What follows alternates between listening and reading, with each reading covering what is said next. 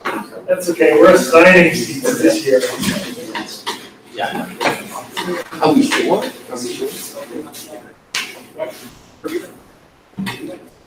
No. What do you want? Okay.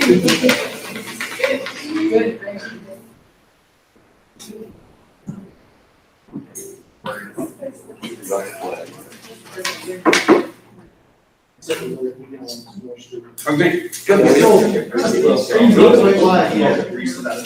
Everything's all good? You're staying busy?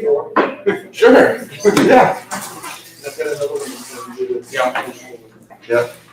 I see she does some of the readings and for the rec program. Yeah, she just Winthrop's library, the Gardner Library. She loves kids, so she goes and does storytelling.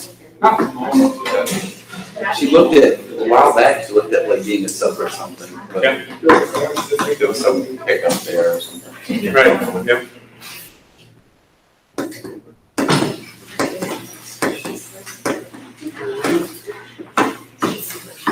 I know, I have that problem too. The AC comes on my bus.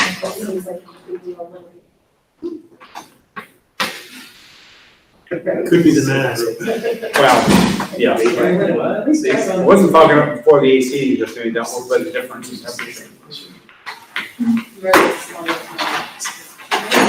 When this all started, I was lugging a ladder across the parking lot with a mask on, so you know real quick that doesn't work.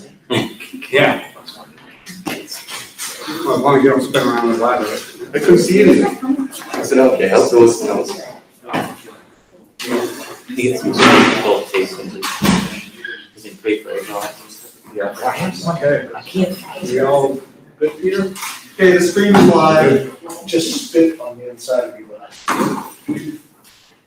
Like the divers did. We're live? Yeah. Okay. And who we got on? Jeff and Ashley. Okay, all right. I knew Jeff was joining us remotely, so. Can you hear us, Jeff? Yeah, I got you. All right, great. All right, I'll call the meeting to order. First up is the pledge of allegiance.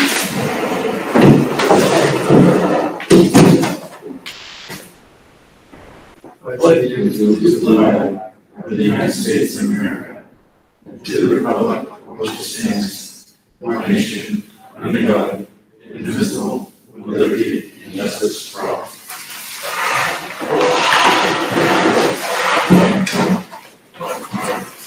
So, welcome everybody. We're actually first time probably anybody's got to use this section of the new section of the cafeteria, so it looks great. And, eventually we'll let some students in here. So, first up is approval of the minutes of June 22nd, 2020. June 29th of 2020 and August 6th of 2020.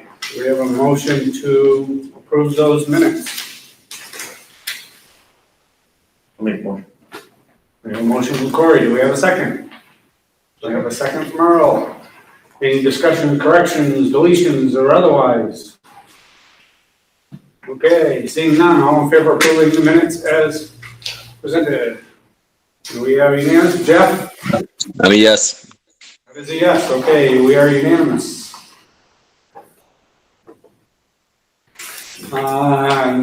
Next up, I guess before I go just a little further, we had called to order, but Jason Riffenbach, I emailed everybody on the board, just so you understand, he had to step down on the board.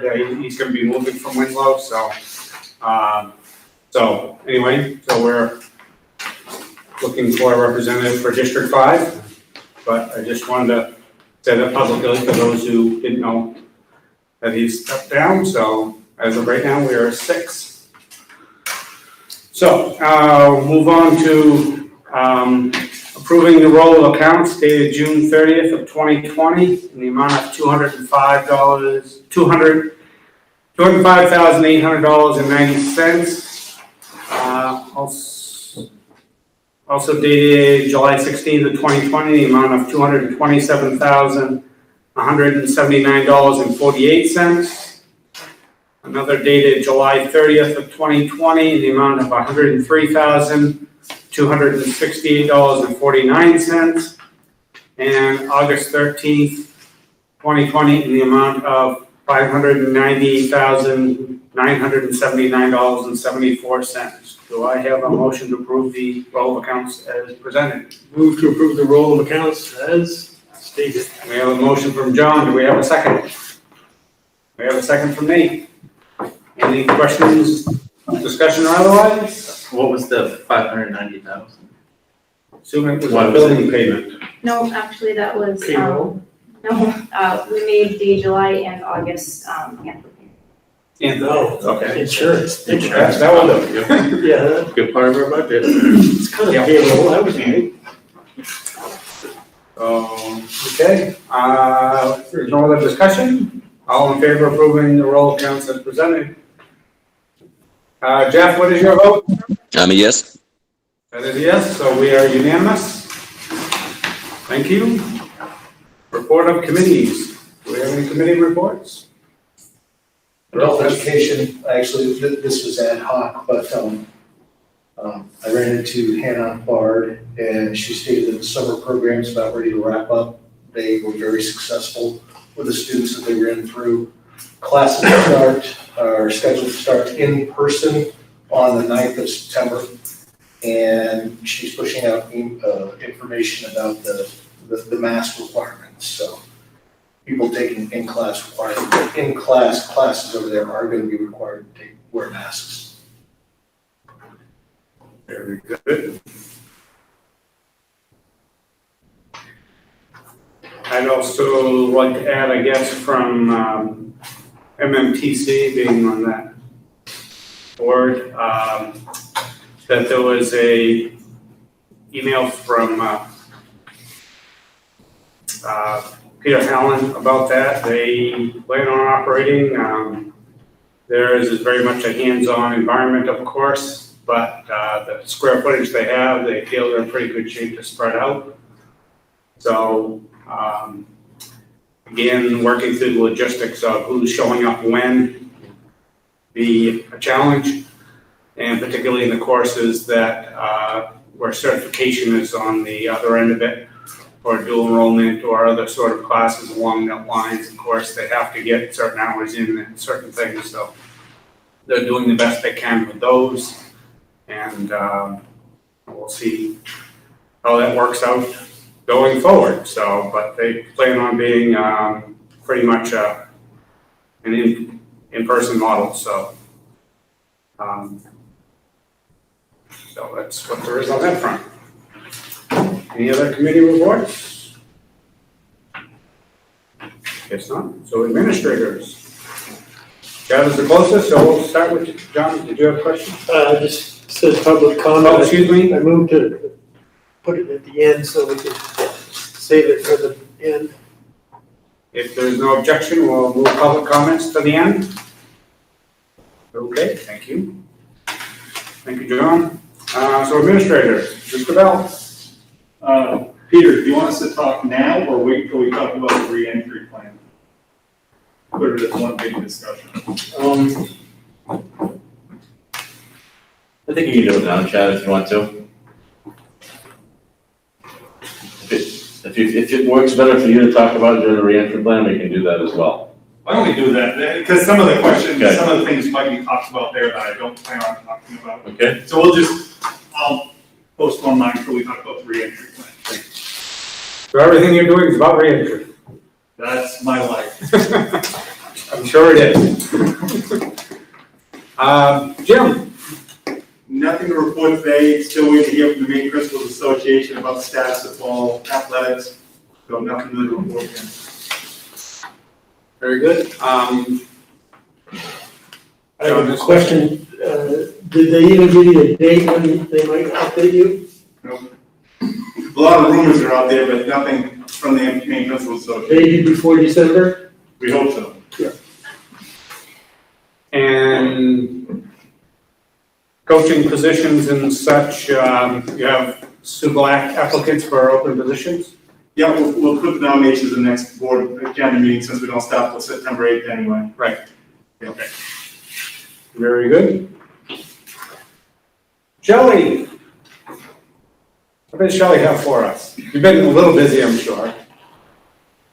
No, we're moving forward, getting ready for the opening of school. We've got the high school and the junior high edition pretty much done and completed, and we're back at the opening time, dusting it off and trying to make sense of it all so that we can accommodate the sixth grade and the daycare.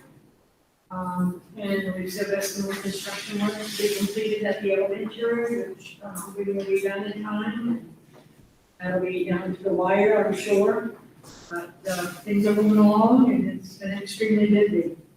I did hear some good news just today.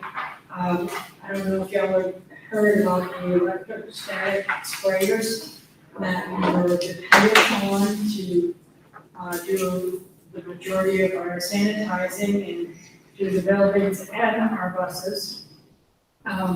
I have heard today, late this afternoon, that it looks like they're going to grant us an amendment to be allowed to use that for proper training.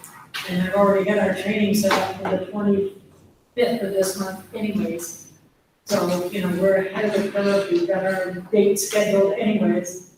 So we're really excited, that's huge for us as a facility director and transportation person. Throughout the state of Maine, we were dependent on that piece of equipment to do our job and do our work properly. So that's really some exciting news for us. So that's all I have. Very good, thank you. I'm sure, there's plenty to do before the doors open for our kids, but We'll be ready.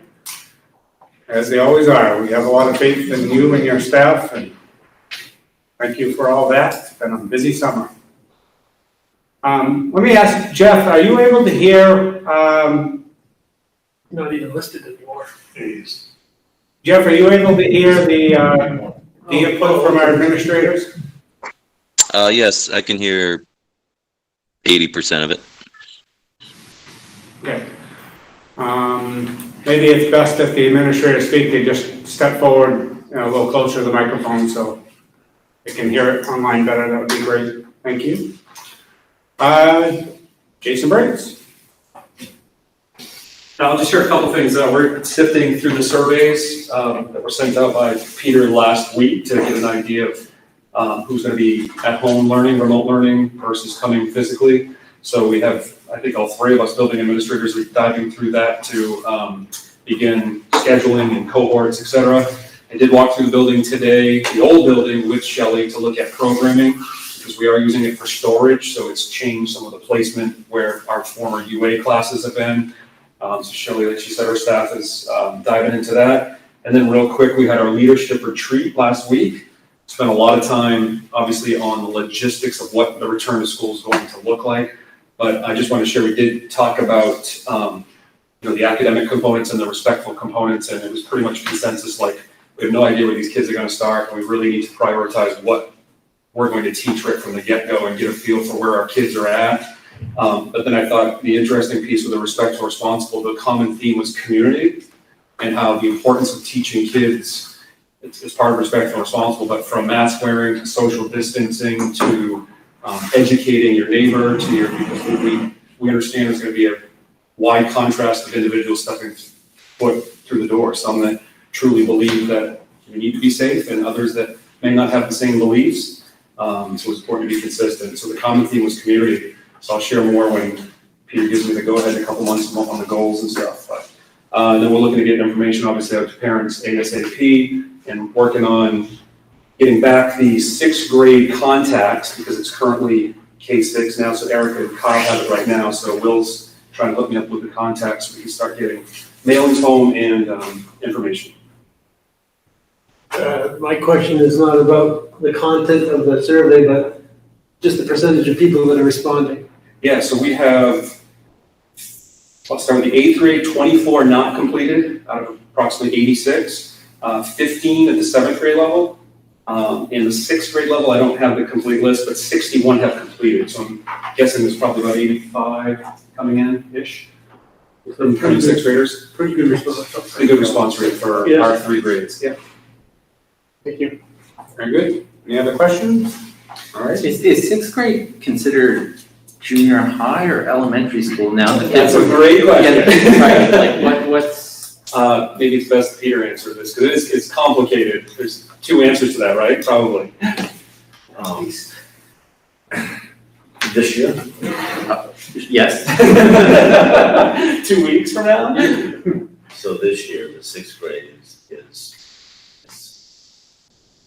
going to have junior high, middle level type programming still attached to it, even though they're in a different building.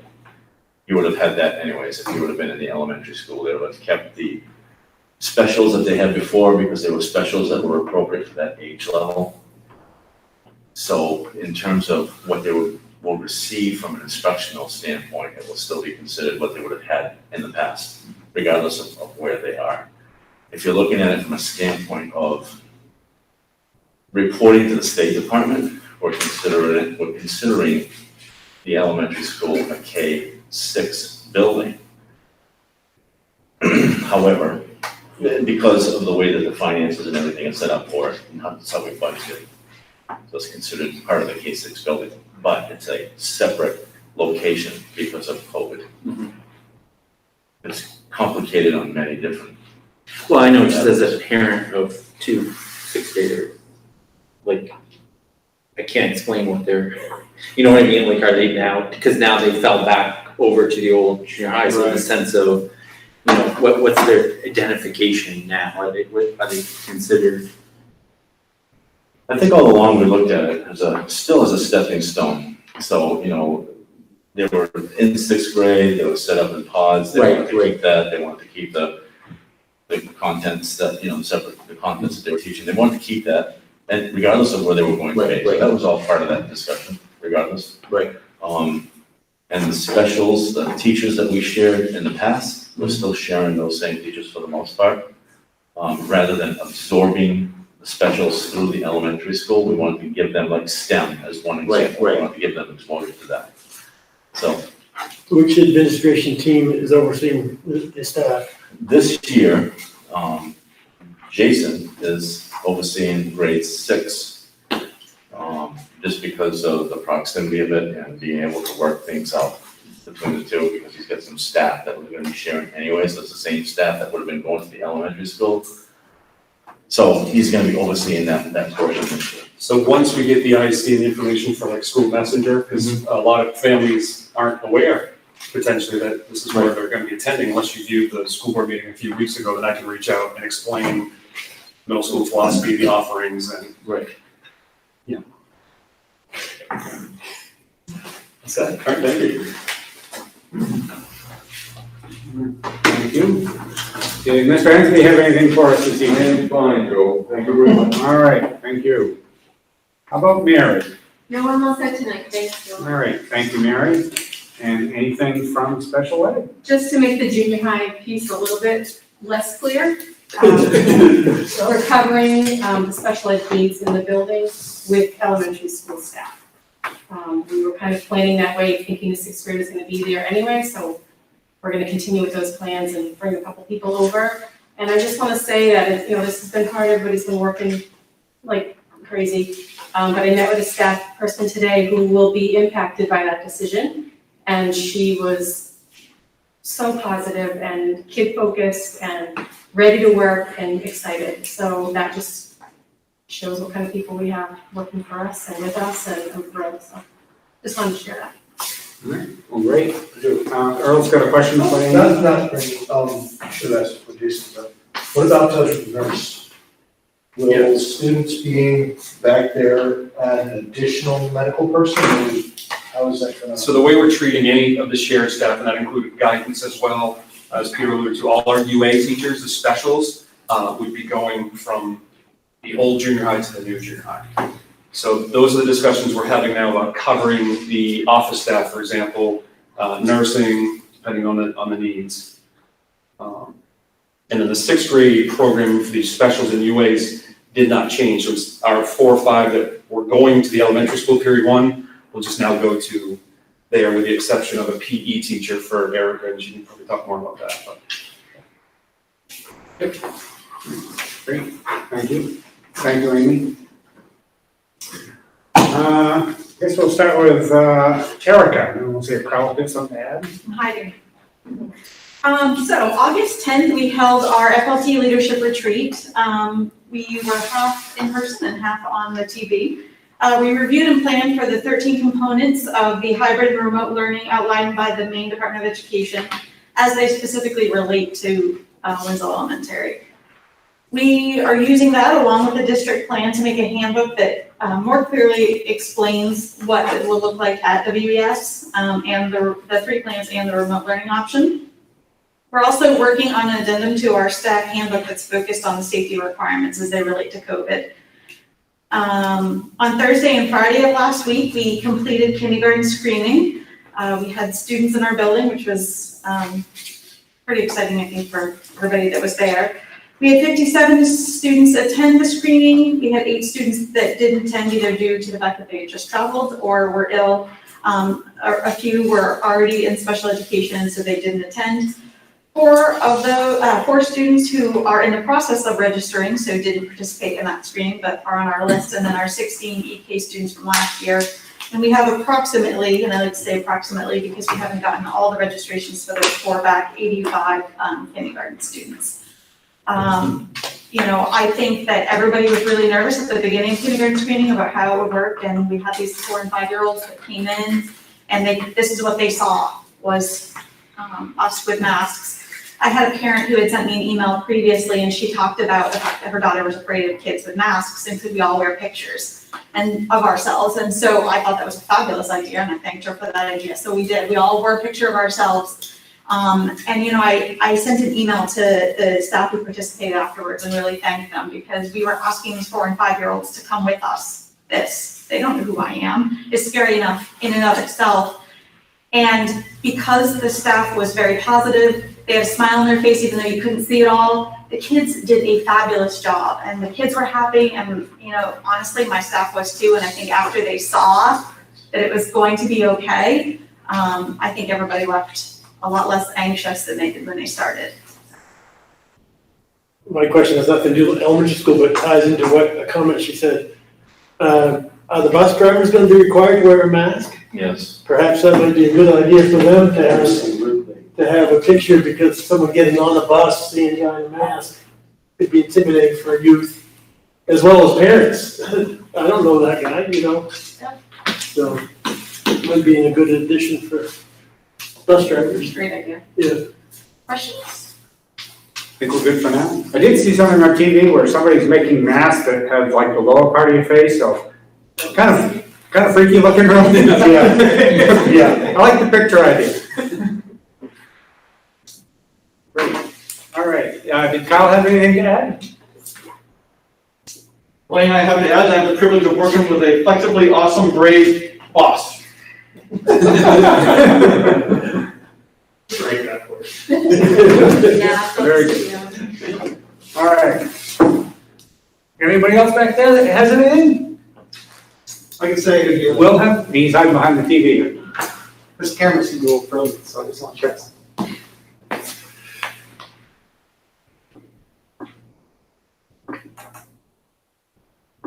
You can see that on the screen anyway. Yep.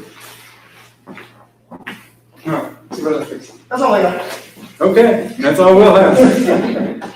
All technology all the time. All right, very good. Did we have anybody online that was an administrator? Can't see who's. Ashley Pooler. Okay. Did Ashley have anything for us in regards to transportation?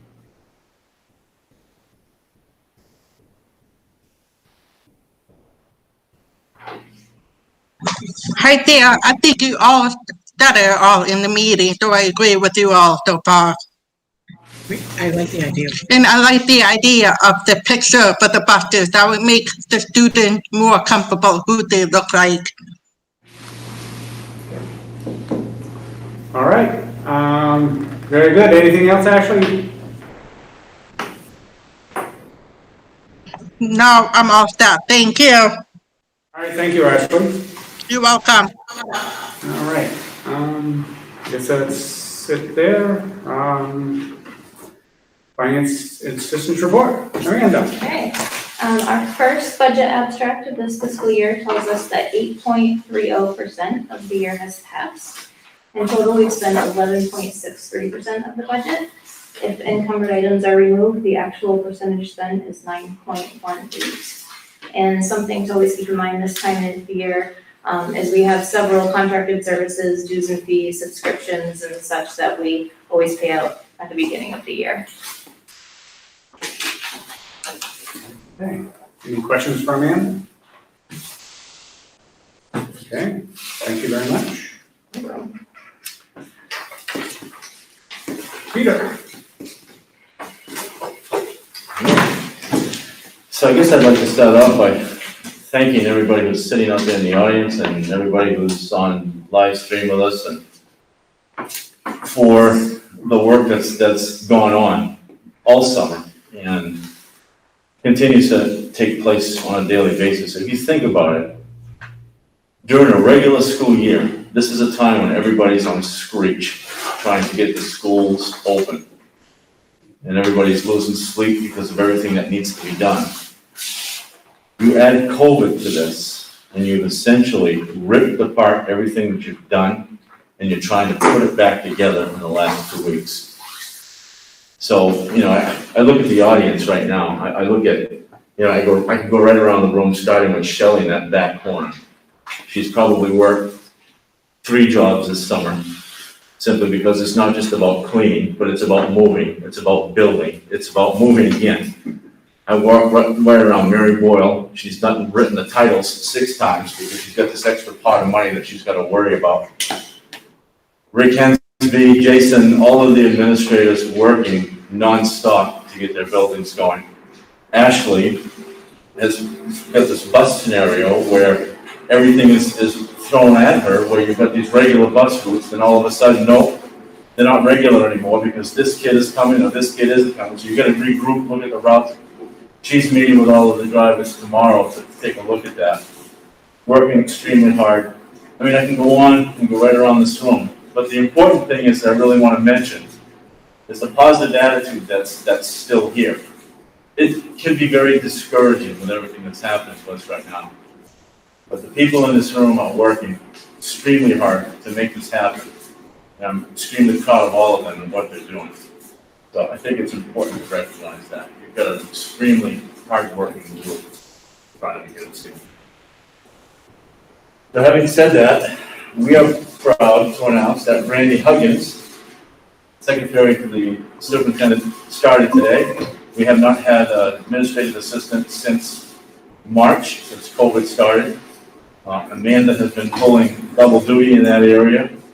Once the budget relaxed a little bit, and that's kind of a joke, relaxed a little bit, she started pulling and doing both. So we're very pleased to welcome Brandy on board. Today was her first day. Libby Stevens is a transfer from early K to the 4-year-old program, so we acknowledge that. Erica mentioned the leadership retreat that did take place on August 10th.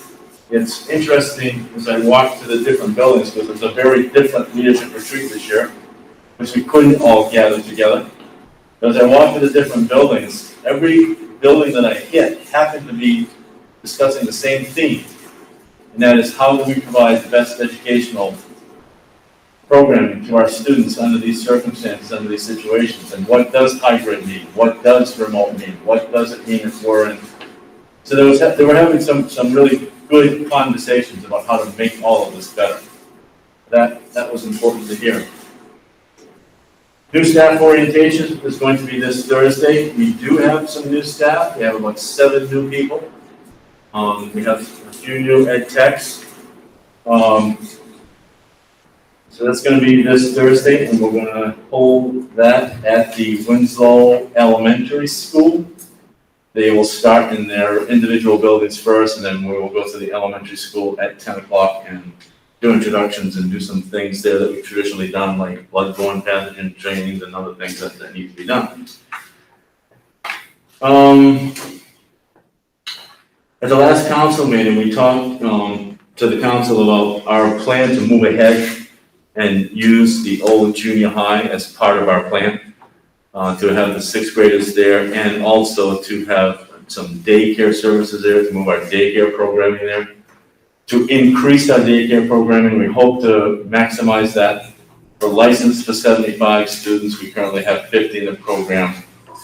I think we're over 60 at this point, and more of our staff has taken advantage of that as a result of us being able to offer that we have some space, which is really good news, because I met with several people, and they were very concerned about not having some childcare so that they can come back to work. So that's worked out well for us.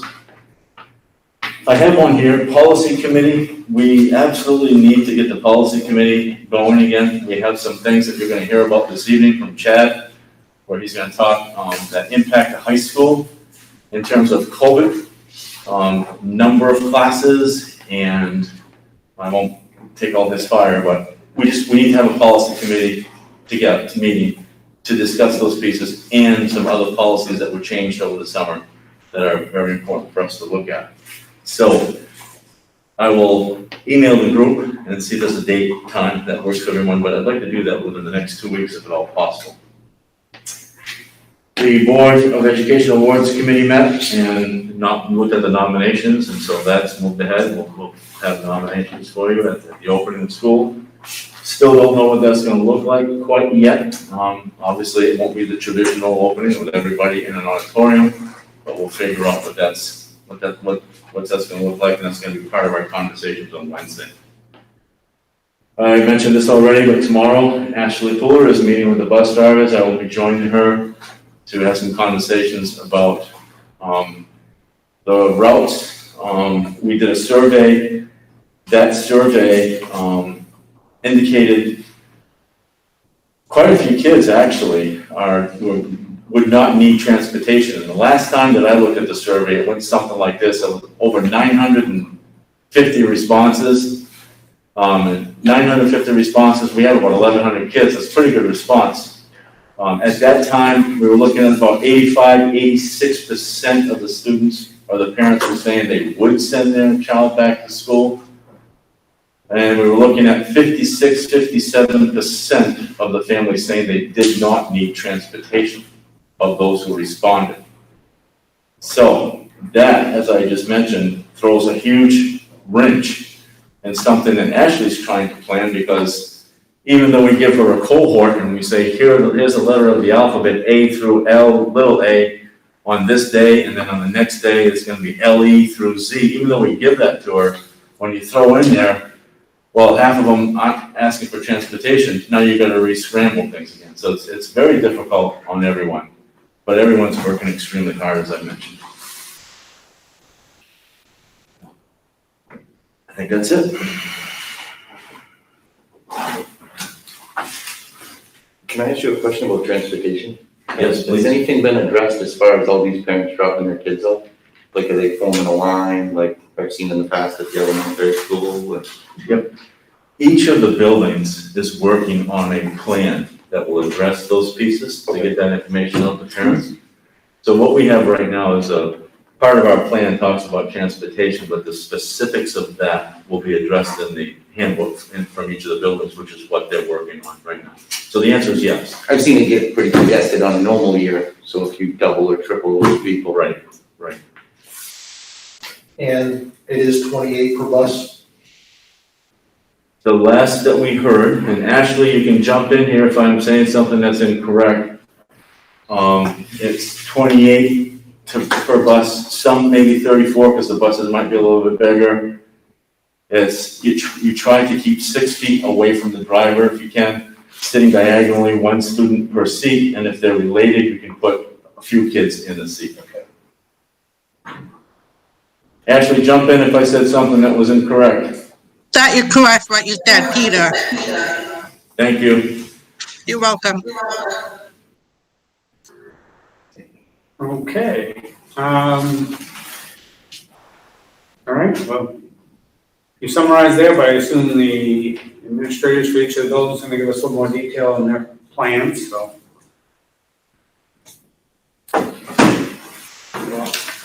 details there. All right. Very good. Old business, building update. Well, Shelley has given you an update, and she probably would be the best one to do this for you, but in terms of the junior high, Shelley, things are looking good in the new wing. Yeah, we're going to be at the new wing, the junior high. That's going on and ready to go.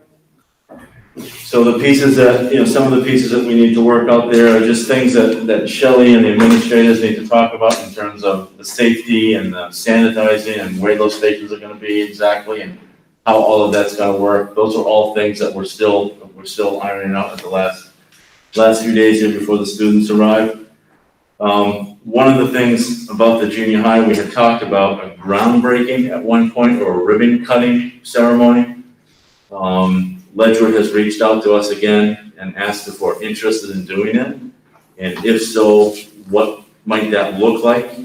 They made a few suggestions. With COVID, obviously you can't do the traditional type of groundbreaking, but you can do something creative.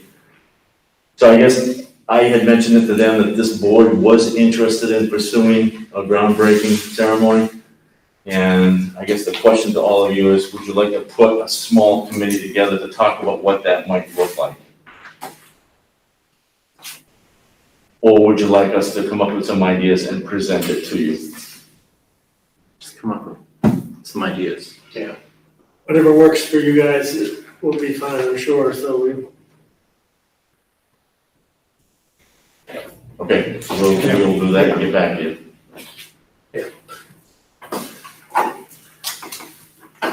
All right.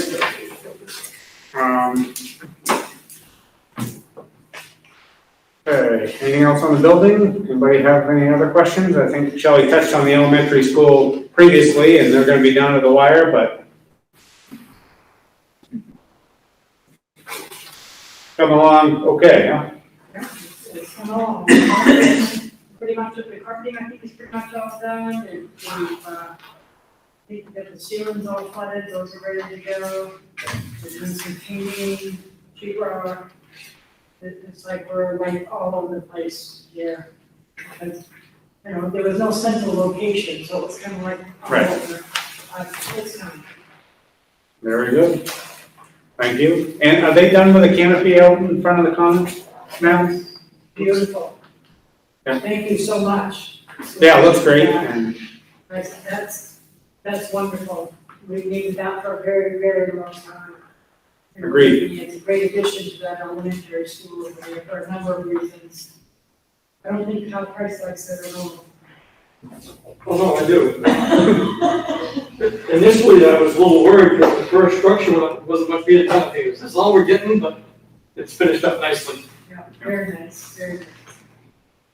And I guess the other thing that we would say, again, is Shelley's scrambling with the administrators and running around and figuring this out, but we needed certain furniture to go into these buildings, and now with COVID, you need additional furniture in order to be able to have spaces for kids to eat, and we didn't have the correct furniture.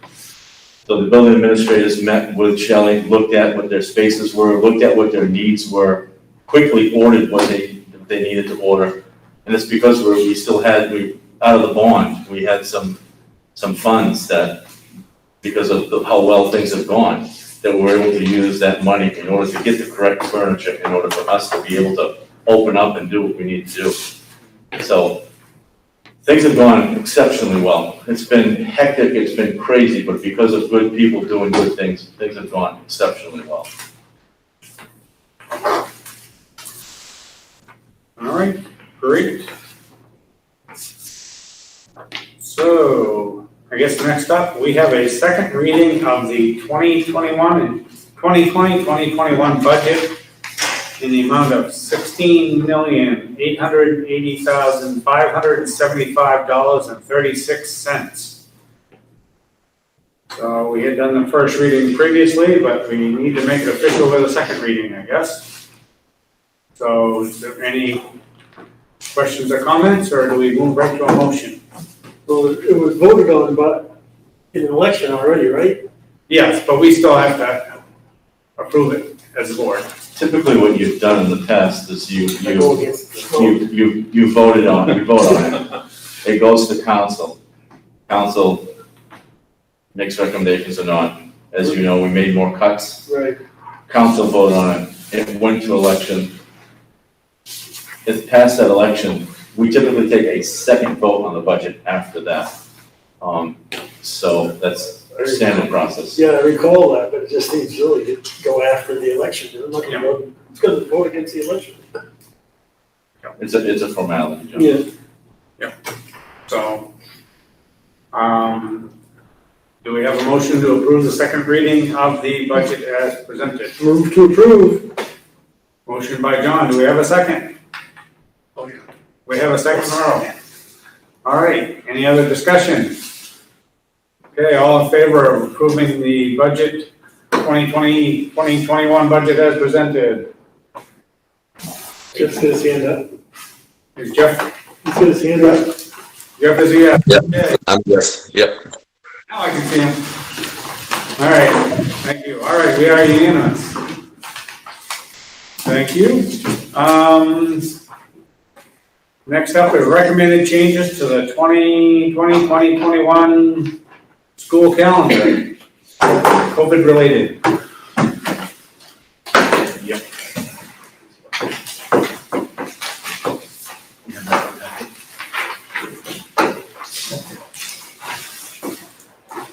And I did add the school board meetings since you sent it out. Thank you. So as you know, you voted on a calendar already this year, a while back. And then we get into this COVID situation, and we looked at everything that's going on and thought it would probably be in our best interest if we started a little bit later. And so basically that's what we're requesting from you to approve, is a little bit later start. So we've essentially, our original calendar called us, I believe, to start on the 20th, because if you recall, we had 2 days last spring that teachers, we pushed into this year. We worked with the association to add those 2 days to the start of this year, not knowing what we would need for time. So the association had agreed to that. We originally were scheduled to start with teachers, I believe, on the 20th and the 21st. That would have been the 2 days. Then we would have gone the 24th, 25th, and 26th as in service, and then started with students on the 27th. That was the original proposal. But because of COVID and because of the extra time that we need, we recommended that we push that back a little bit, and that we start the 2 days. That would be additional days from last year would be the 24th and the 25th. And then we have our regular 3 days. So basically we have the week of the 24th, which is next Monday, for in-service and professional development, to do all of those things that we know need to happen in order to get this year underway. And then the students, the first day for students would be on the 31st. And as you can see on the calendar, that's the first day for students K-12. And that would be cohort 1, which students with the last name beginning with A to L, small a. Now, for the most part, that works. We've had some requests when we have families that say, you know, I have 4 children, 2 of them with a last name different than 2 of the others. So the building administrators are looking at those requests.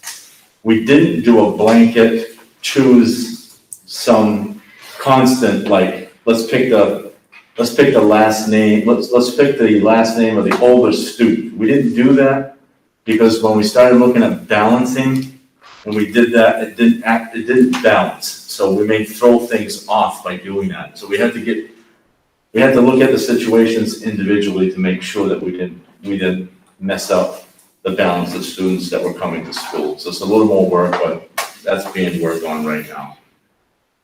The other thing that's in here, and Chad can speak to this if I don't speak to this correctly, is that the high school had asked to move their quarter ending dates back a week from the original. That's the only change there. I don't believe there was a change with Jason or with Kyle and Erica. I don't believe that mattered at all. I think you're okay there. The 2 days that we pushed, back this year, we just add them to the end of the year. We just add those 2 days there. The only other thing here that to consider is, you recall on the 18th, we're gonna take a day and assess how things are going with our re-entry plan, see how things are going. We'll make some recommendations to you on the board on the 21st, and then if there are any changes, then those changes would take place on the 28th, starting that week. So unless I missed something, I think those are the changes to the calendar.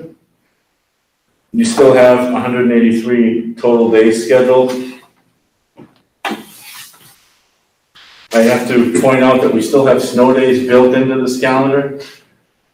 We need to have a conversation with the state to see if there's anything that needs to be done as a district for permission if we do remote snow days, because very strong possibility that we can do that now.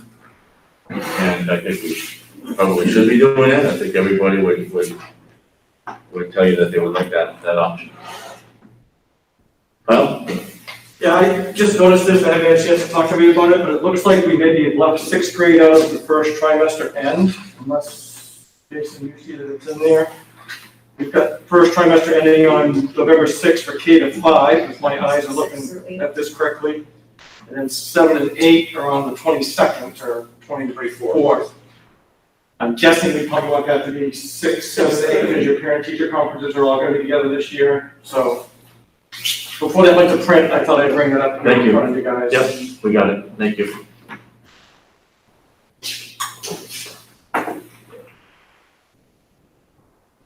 Are the parent-teacher conferences, the intent there, do a video? We haven't gotten that far. Let's get it first. I think with Google Meets, that's something that could be done easily, using the same format that we currently do. Let's see if we can. Well, I think, you got Kobe on here for graduation, so that's a given, right? We're gonna put that, etch that in stone, right, Chad? No comment. We got a lot of water to go under the bridge before we get there. But, yeah. Let's just get the school opening first. Yeah, let's open schools first. We'll worry about when they end. So out of curiosity, why do we have different trimester for K-5 ending and 7, 8? Like, why do they never line up if it's trimesters? It's a great question. I'll turn it over to the building administrators, because they have an answer for you. I asked the same question. I'll have to go first, just because I've got some of the historical. The elementary school, and we've talked about this in the past, the elementary school in the past has liked to hand the report cards to the parents at parent-teacher conferences in November. And for a long time, we were consistently having parent-teacher conferences K to 12 at that time of year. So we moved to a trimester schedule a number of years ago, and we basically kept that first trimester on the same plane as the quarter. It was a little bit shorter, but we did that intentionally so that we could exercise that. We talked about moving towards the mid-term parent-teacher conferences, but our elementary teachers at that time said they preferred to be able to have that meeting and have those parents there for that. So that's just kind of the way it's been set up, and as other schedules have adjusted, the junior high, I bet Jason has a rationale for why they want theirs later and why they moved to doing their parent-teacher conferences in mid-trimester. So hope that answers the question. We talked about going later, but teachers felt going into late November or into December for the first time to meet with parents at the elementary level wasn't as desirable. So November seemed to be that sweet spot. And we just lined up that first trimester. So you're not taking days and going, okay, let's divide this up into thirds, and that's how it falls. It's more like, okay, we want to. I mean, you start with that. Right. And it doesn't quite fall out that way. It's about 42 or whatever it is there, and then the others are a little bit longer. They're closer to 70. So it's worked for us without too much struggle. but it wasn't a good fit. for I just others. never a true answer to it. I always been like, oh, I don't know. Yeah, Good question. Yeah. basically the timing of parent-teacher conferences and handing that report cards to them. And ours when we're split, it's 12 weeks, 11 weeks, 13 weeks. After my first year, teachers came to me and said, our kids are digging such a hole, we get to that parent-teacher conference, let's move our parent-teacher conferences earlier, so we do it more of a progress report. Right. So for those kids that are struggling with it, whether it's a transition from sixth graders or just middle school kids. Well, I also wonder too, since we're combined with the high school, why aren't we switching it over to a quarterly?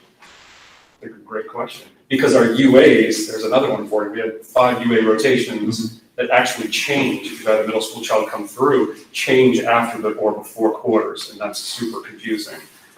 And we haven't really touched it, something to look at.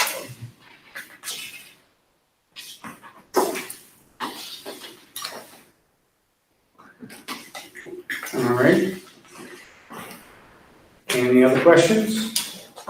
So I think the only change we're noting is the first trimester ending for sixth grade, adding that notation to its, is it ending with the 7-8 or the K-5? It'll be 6 through 8. 6 through 8, okay. So I can note it right there on the 24th of November. Okay. Right, so that's something we need to vote on. Do we have a motion to approve the calendar as amended with that, correction on the grade 6 first trimester? So, we have a motion from, John, right? Yeah, we have a motion from John. Do we have a second? Second. He has his hand up over there in the sun. I'm just walking the sun. All right, Nate has a second. Any other questions, comments, or otherwise? Seeing none, all in favor of approving the revised school calendar? And Jeff, what is your vote? Yes. Yes, so we are unanimous. Thank you all. All right. New business. District reentry plan. So this is what it's all about.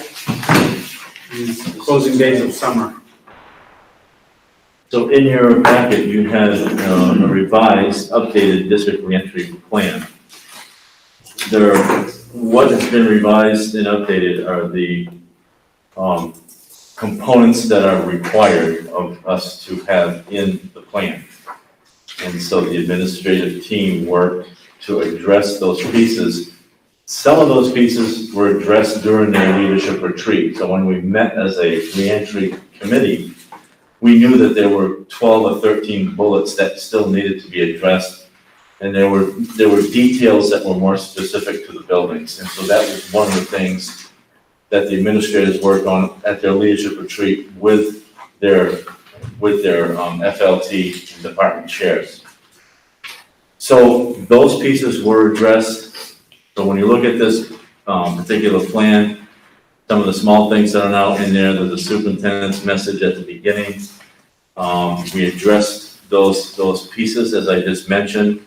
The other thing that I think is really important, because it's not specifically listed in this plan, is the fact that this plan does include using the old junior high to house our grade 6 students and the daycare program. So that is part of the plan. So just so that everybody knows, when you're voting on that, you're voting on that piece of it as well.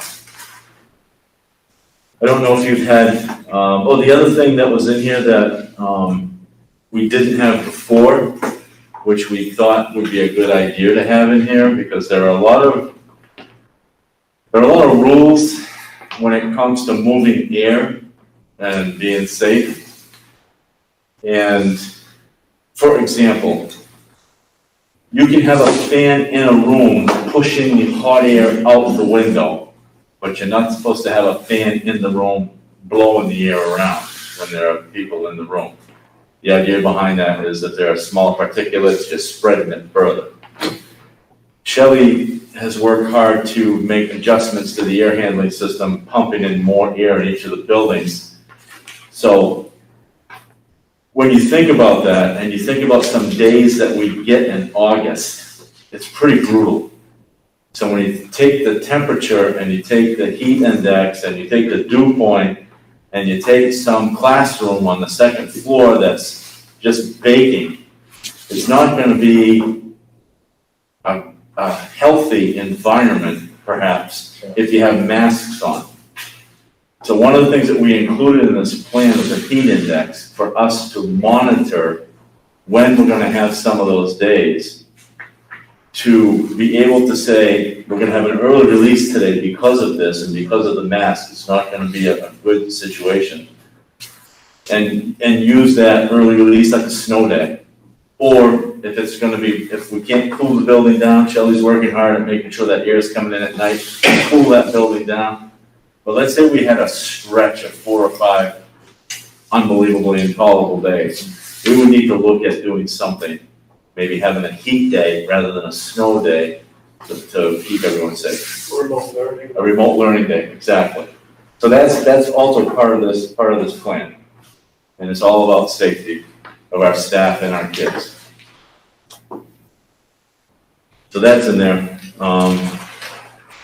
And I would open it up to the administrators who are out there. Is there anything that I'm missing that we added to this? I think that's. We added a few additional links. Additional information can be found at. If you click on those links, I don't know if you had a chance to look. But there's quite a bit of information there that aligns with our plan, and they're good resources. And you put in appendix A. Yes.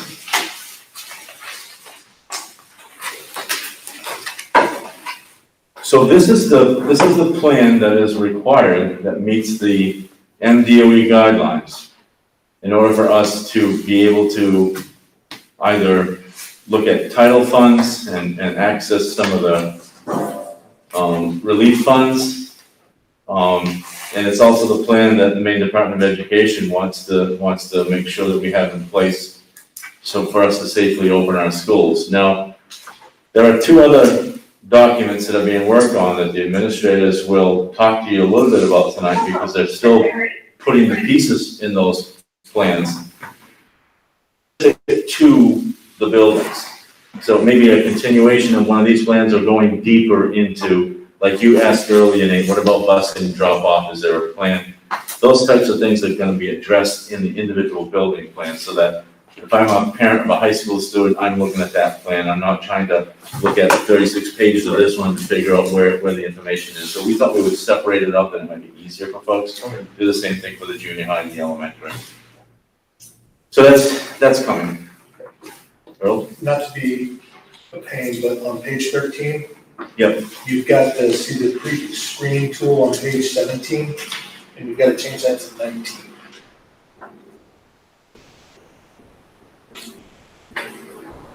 Page 13. Yeah. Your pre-screening tool is page 19. Okay. And I just, Yep. before you get somebody out there. Yep. Thank you.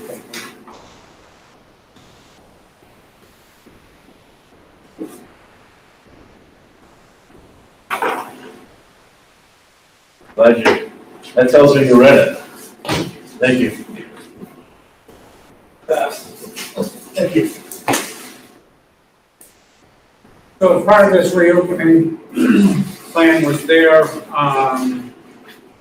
there any plan to have the administrators expound upon some of the details this evening on what it looks like in their individual buildings? Yes. Okay. So that's where we're at right now. So it looks like You want me to go? Mr. Bell is ready to go. Just like the other 2 schools, we met on August 10th to really, to have our leadership retreat, but it looked completely different. I think Peter alluded to that a little bit. Instead of talking about SAT data and all of that, we had to get through, okay, here is our draft plan for the district. And how does that look like for a student or a teacher at Winslow High School? What is it that the parents can expect, or the students can expect, or the staff can expect on how that looks? So we started with keeping 7 key principles in mind. And I'm going to refer back to some of them as I kind of go through my presentation today, but it's making sure that the physical and emotional health and safety of staff and students, and that's a priority that makes sense. A robust learning experience, quality instruction, support for staff and students, consistent contact between students and staff, making sure that the food needs are being met, and then keeping families together. And that's one thing that we talked about between the three principals. I'll use me as an example. Growing up, obviously, I'm a Bell. My brother was a Tracy. He had a different last name than me. So going based off our split of the cohort, we would have been in two separate cohorts. Well, it's a very important thing for families that if there's an older brother, they're home with the younger sister on those off days. So making sure that there is flexibility to have those conversations. And that's really where keeping families together comes in. Obviously, we discussed many different scenarios when it comes to looking at a school calendar or a Bell schedule. Every solution, every possible schedule that we came up with had issues with it. There is no perfect scenario. At times, I would bounce, ideas off my wife or my, high school age daughter, who both at times thought that I was absolutely insane because that's an awful idea. Why would you even consider that? So, they were kind of the sounding board. So for the school calendar, what we've decided, and again, I had conversations with Peter Hallen over at Tech Center, with Brian Laramie at Waterville High School to make sure that a lot of the things that we share students on, that we can still find that opportunity. So there were all these different variables. When it came down to looking at the school calendar, and if we are in, which we're starting the year, and at any point we can be a hybrid where students are coming every other day, that consistent contact between students and staff really was that important deciding factor. So what we've decided to do is to go with a first semester schedule where we're looking at Black Day classes for quarter one and then Orange Day classes quarter two. In doing so, one of the issues that popped up was midterms. How can you, if you're doing a midterm in January or even finals at the end of the year, how can you make sure that those kids are ready for that? So what we've decided to do is to just say for this school year, because of the situation we're under, we will not be having midterms or finals. That's what ended up changing the date of the end of the quarter. What it allows us to do is say, okay, so if your Black Day's the first quarter, when you come back and you have it, hopefully we're back to normal and everything's fine. And we can go back to a traditional orange-black calendar. But if we can't, what it allows you to do is to have an extra week tacked on to the third quarter that you can now say, okay, it gives you an extra week to do some review and make sure that your Black Day classes are caught back up to speed.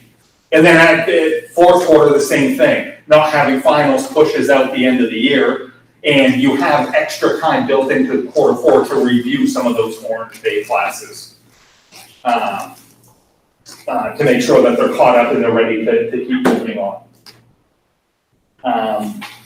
Again, that kept us in line. Again, Brian, Peter, and I had a lot of conversations to make sure that anything any of us did supported each other. And so that's kind of where we were at. The daily bell schedule, because we have so many constraints with us and staff that we share with the elementary school or the junior high, our bell schedule is going to be pretty standard to what it is, as long as transportation comes through and we can have our kids here on time and leave on time.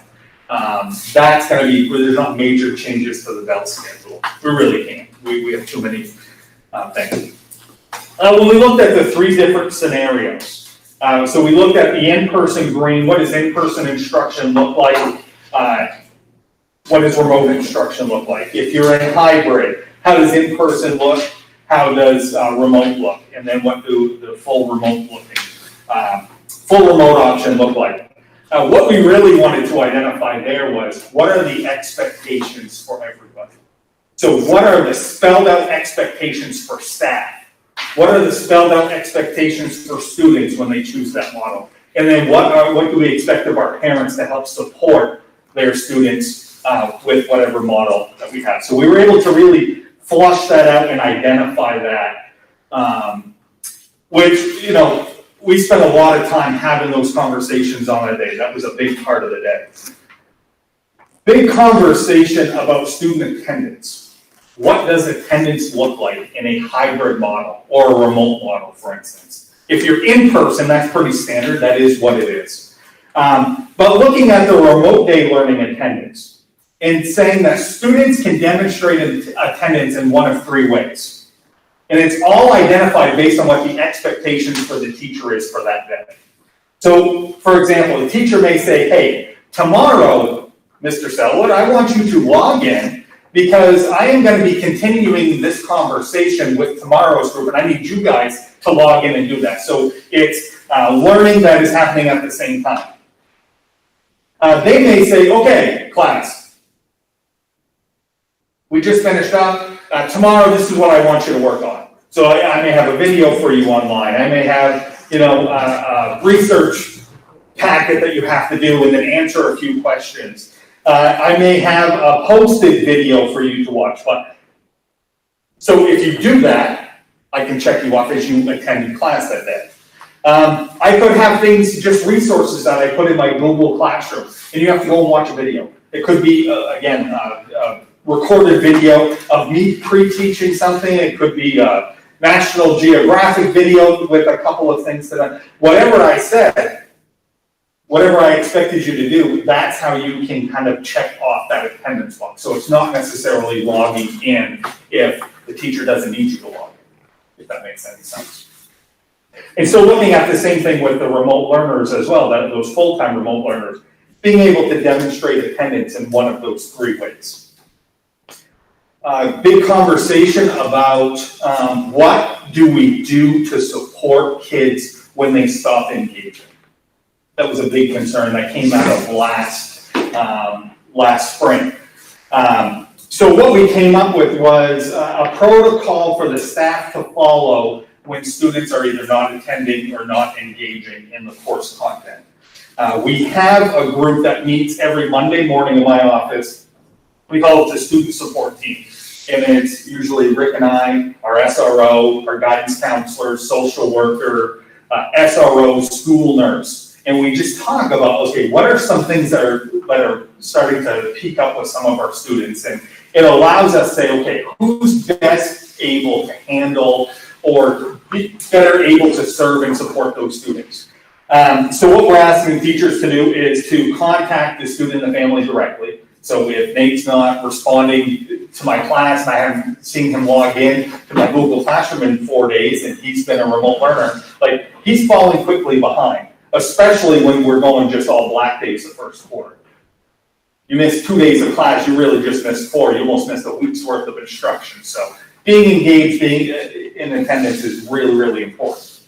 So we're asking the teachers to reach out directly and have that contact. We have a tab that we can keep track of that communication between faculty members in Infinite Campus called the PLP tab. And then if that contact doesn't resolve the issue, we're asking teachers to make contact a second time, but at this time, send a report to our student support team that now we can have that discussion and follow up as necessary. And obviously, if the student has a 504 or special ed or ELL case manager, they're contacted at that time as well. But we really want the teachers to be that front line, having contact with the student and their family, because that's where the power is going to be anyway. And then once we assign somebody to that student's case, if you will, just checking in weekly and making sure that we're staying on top of them and seeing what the student may need. Another thing that came up last spring was online meeting etiquette for our students and faculty to kind of go over and discuss and enforce. And yes, I will pick on my own son at this point because there was one meeting he logged into last year without a shirt on. And you think he can outdo that? Yes, he did another meeting from a dog kennel. So having online meeting etiquette was really, really important, especially for my kid. Maybe only for my kid, but impressive. The last couple things I want to talk with you, or actually the next two things, are really where I want your support or your feedback on. One is Open Campus. So in looking at COVID-related issues, if we can minimize the number of kids in the hallways for, I don't want to say unnecessary, but I'll say unnecessary reasons. If there's ways we can empty the hallways in classrooms, then we're doing our part, I think with anyway, I'm losing my train of thought. So one of the things we thought about was, in years past, seniors could get open campus privileges if they had certain grade requirements.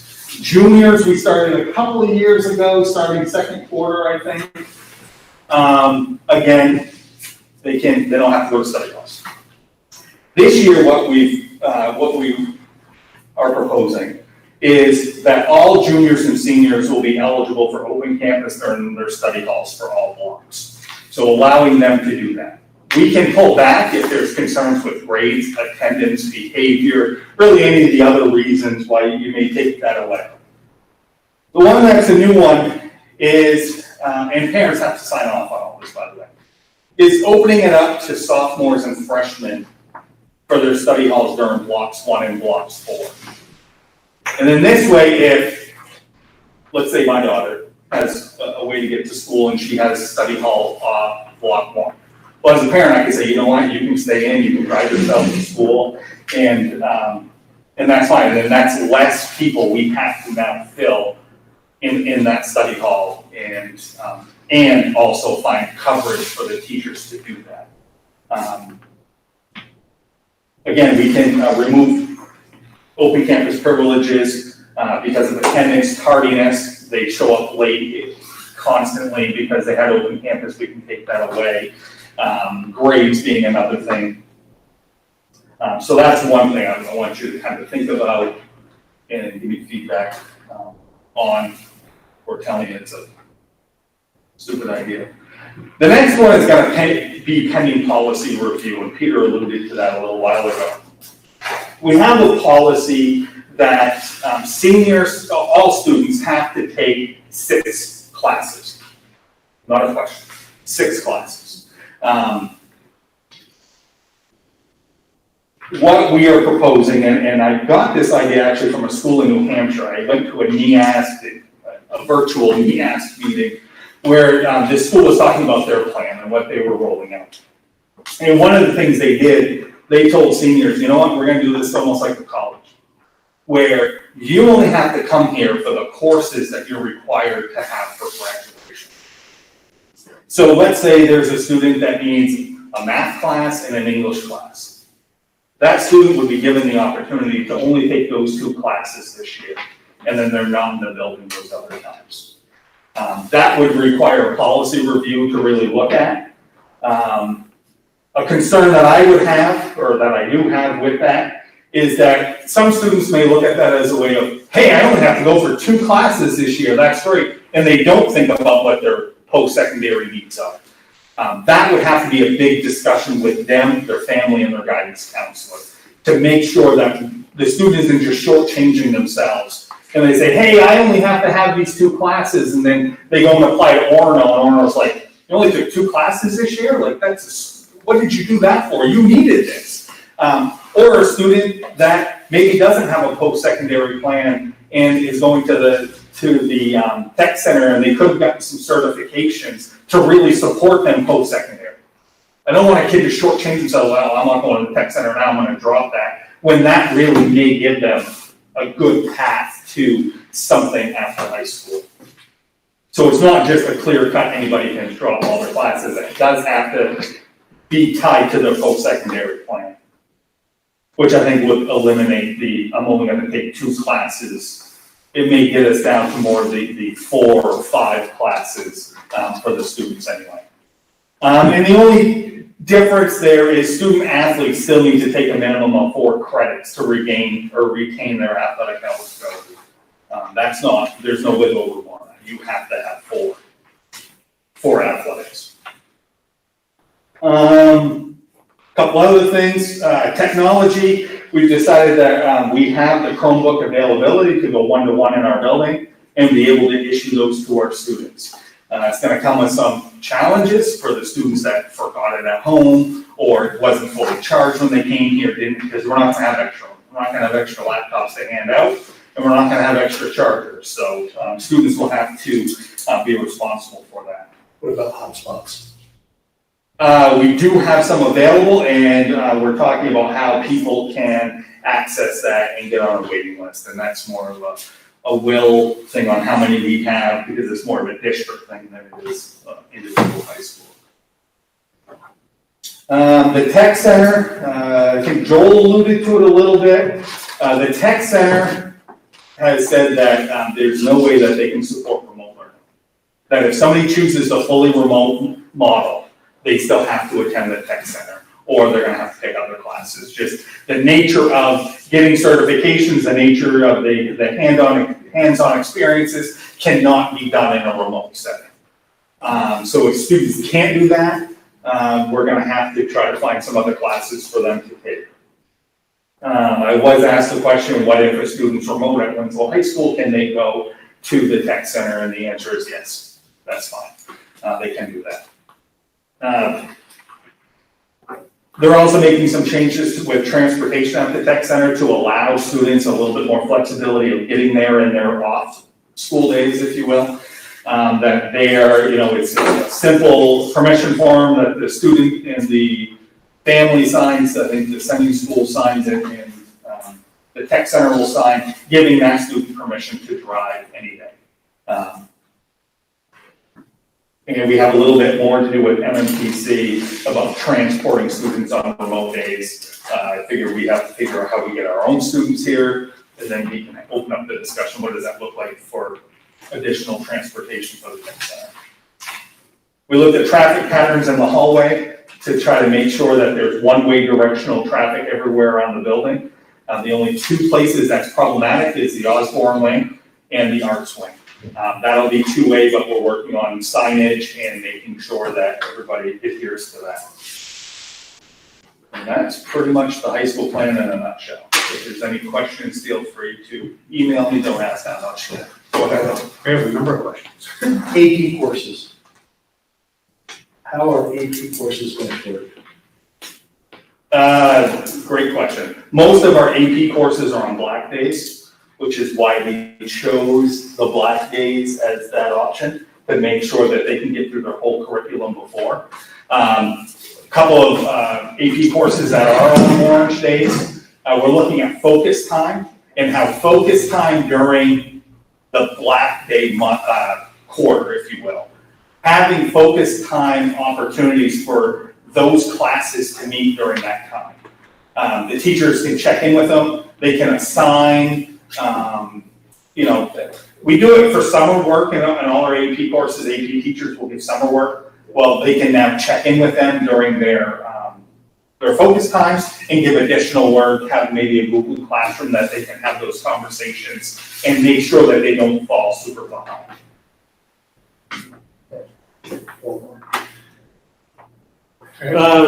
My question is more policy / clarification question. And I'm gonna make an assumption that I'm gonna look at you as administrator or as the group. In-person learning, I feel, is better than remote learning. And we're just gonna use that as a given. I'm seeing some head shake, yes. Some of the parents, and I know this is an emotional topic, choose remote learning to start off the year, okay? And I know that that's gonna be some. What's the policy gonna be if their emotions are swinging back and forth and they want the kid to come back to school for a few days to try it, and then they're scared and they want to take them out? Is there a policy? I can easily answer that. Okay. There's gonna be times where you can opt back in. If you're remote, let's say you start the year remote, there's gonna be times you can come back in. I think the first date is in September 16th. I know, I read that. Okay. I know that was in there, but my point is, we just said that the remote is not as good as in person. Why are we being stringent on making someone stay remote if they change their mind and want to come to school? I think You see what I'm saying? I think because there's so much going into The planning? and making sure that there's this many in this class, this many. If it was going back and forth every single day, you would never know who's gonna be there. Well, I who are you understand that. planning for. And the plan, like as a teacher, I could have you doing exactly what my class is doing, right? Yeah. But I could also say, this is my remote learning classroom. This is what you're doing. It could be totally different. And going back and forth may not be as seamless as possible. Okay. And I think about some of the elementary school The classes. chaos wouldn't be worth it, is what you're saying? Correct. Okay. Now, as far as opting out and saying I'm in person, no, this isn't going well. I want to go remote. You can do that at any point in time. You have that right as a parent, say, I'm not sending my kid to school. Do it this way. Okay, I But can as far as see, coming back in, I can see this from both sides of the coin, that someone might opt out, but I also can see where someone goes, oh, well, gee, it's been a couple weeks and nothing seems to be happening, I want my kid to go back to school. And I think that's why in the first quarter, we didn't wait until the end of the quarter to allow you to opt back in.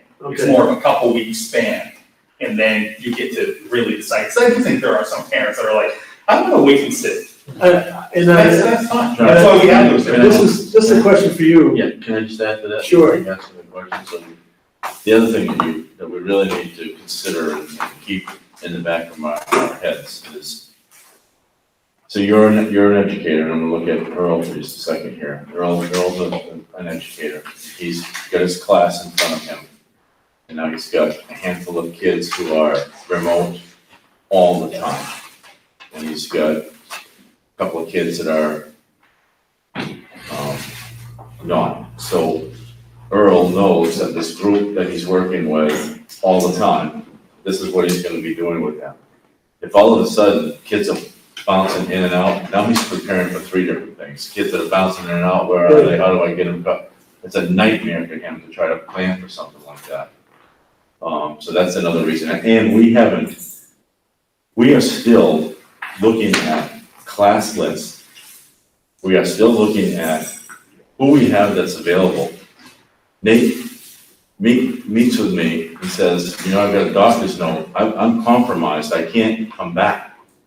How can you utilize it? I'm gonna figure out how I'm gonna use Nathan to work. So I need to know, is Nathan gonna be teaching remotely for some of Earl's kids and somebody else's kids? And are we gonna combine them? And then you start throwing other kids in there randomly?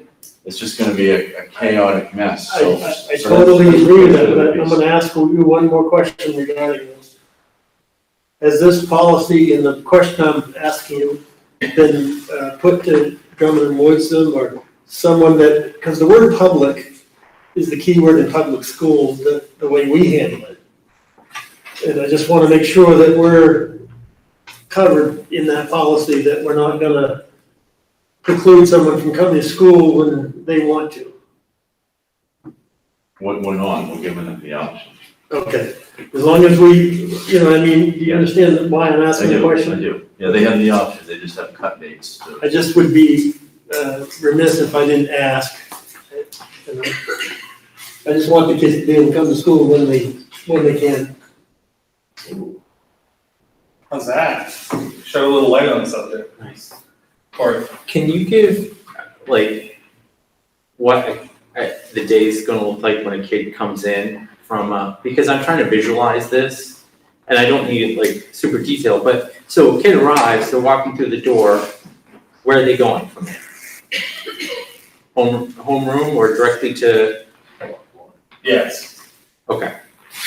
could be either one of those. Okay, Could be some days going to homeroom, some days going to the block room. Because one of the things we're trying to balance out is minimizing the amount of transitions. right. But I guess that's my question. on the other hand, focusing on relationships. And if we have our homeroom set up in a way where those relationships are so important to be built over 4 years, and if we shut down again, we want homeroom teachers to reach out to the kids, but yet they didn't have any contact with their kids throughout the year. So trying to say, what is that balance? Do we just have them go to it every day to start? Or do we pick a couple days a week where they go to their homerooms and start? Or do you start the year just by going to period 1 to minimize, because they're traveling classroom to classroom, correct? Correct. So So you they're want gonna go through their schedule 1 through 4. right, but you're trying to minimize the amount of space that they're covering in a day, correct? Correct. So they go 2 periods in the morning, right? And then you have lunch. Lunch is block 3. Okay, so how is that gonna work? Like, how are we minimizing kids and lunch, and how is that going to be? I'm gonna have enough spaces where kids can have lunch, where they can be 6 feet apart, because they have to remove their mask. So if classrooms are set up where there's only 3 feet apart, they can't eat in the classroom, because that's not gonna work. So early on, having them go out and eat on the field is kind of what part of the plan is. Utilizing this space, utilizing the commons, we've got the band room, like the chorus room, that are bigger spaces where we can have kids space out. Are we using the gym at all for? There's gym classes going on in block 3. Hallways, allowing kids to space out in the hallways, where just allowing them to just have a little bit more freedom of where to go. That's still monitored by people on duty and in a somewhat contained area. So I'm trying to get visualization of kids coming into, because are they getting back lunches? Are they going through, how is that gonna work? The lunches are gonna be grab and go. So, you can see it, sorry Jeff, you can't see it on camera, where else might be there. We have this wicked nice new double-sided serving line now, that's part of the renovation. Everything's gonna be grab and go, there's gonna be no salad bar where they can go up and just make their own salad. It will be, a small grab and go salad, a sandwich, the hot entree, and there's some hot entree things here that you can put on it, and will keep things hot. So everything will be grab and go. But how are we spacing out the kids going through the lines? Because we're gonna have a large amount of, well, if you're trying to space out kids, even if you have half as much, you still have so much time. Do we recommend kids bring their own lunch? What's going on?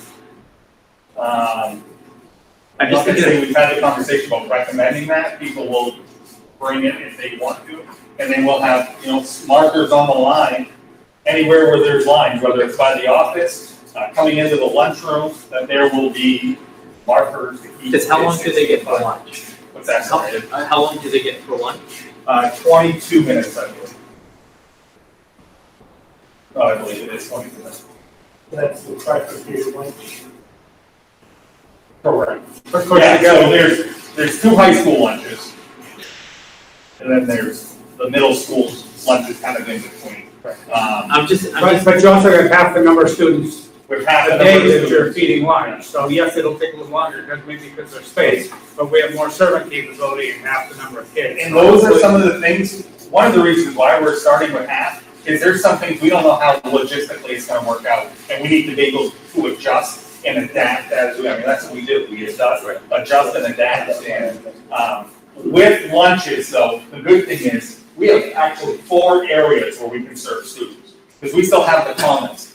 The main lunch line that we've always had where everybody was piling up is still there, that'll still be used. And then you have these 2 lines as well, so hopefully that moves people along. But we have the junior high too, correct?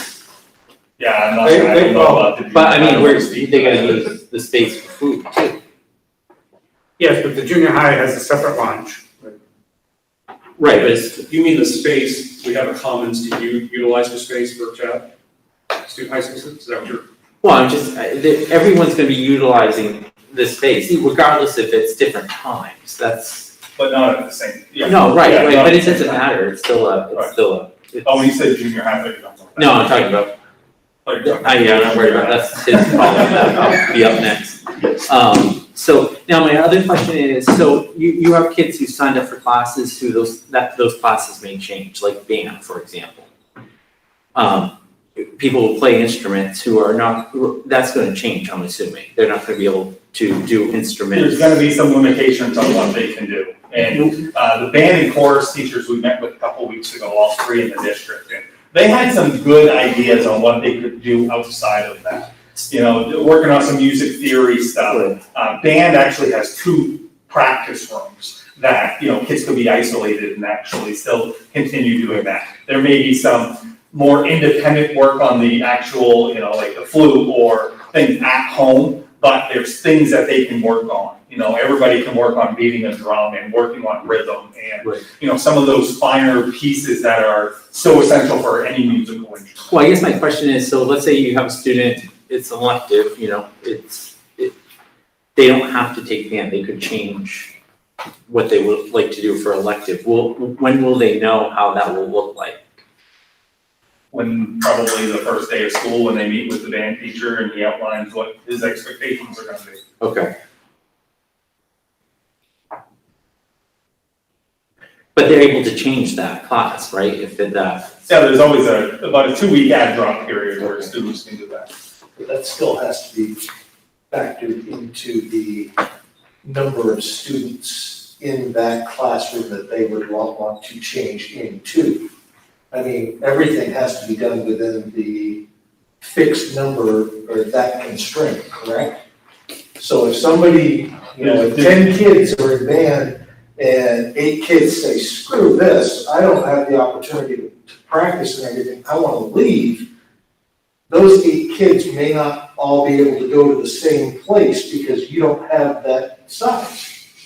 And in theory, yes, And we don't have too many classrooms that are at capacity that would be electives. There may be some that might be like, hey, we can't possibly get another 5 kids in there, but there's not too many that for electives I would think of. Like a chemistry class would be one that would be like, yeah, if, you know, safety-wise, if we're at 22 in a chemistry class, you really can't go that many more and do a safe chemistry lab. Yeah. But everyone should come in knowing what the expectation is for that, you know, for that class. And so if they feel that, hey, this isn't. Yeah, it shouldn't be a month in and then they decide, oh wait, this isn't working. Right. Yeah, I mean, I think Corey does make a good point, because whereas students now going in, they're pretty much gonna understand what the course offering is. They at least know what the structure is and such, you know, it's, you know, traditional and such, but obviously this year, you know, to have them understand what the offering is going to be, I think is an important change.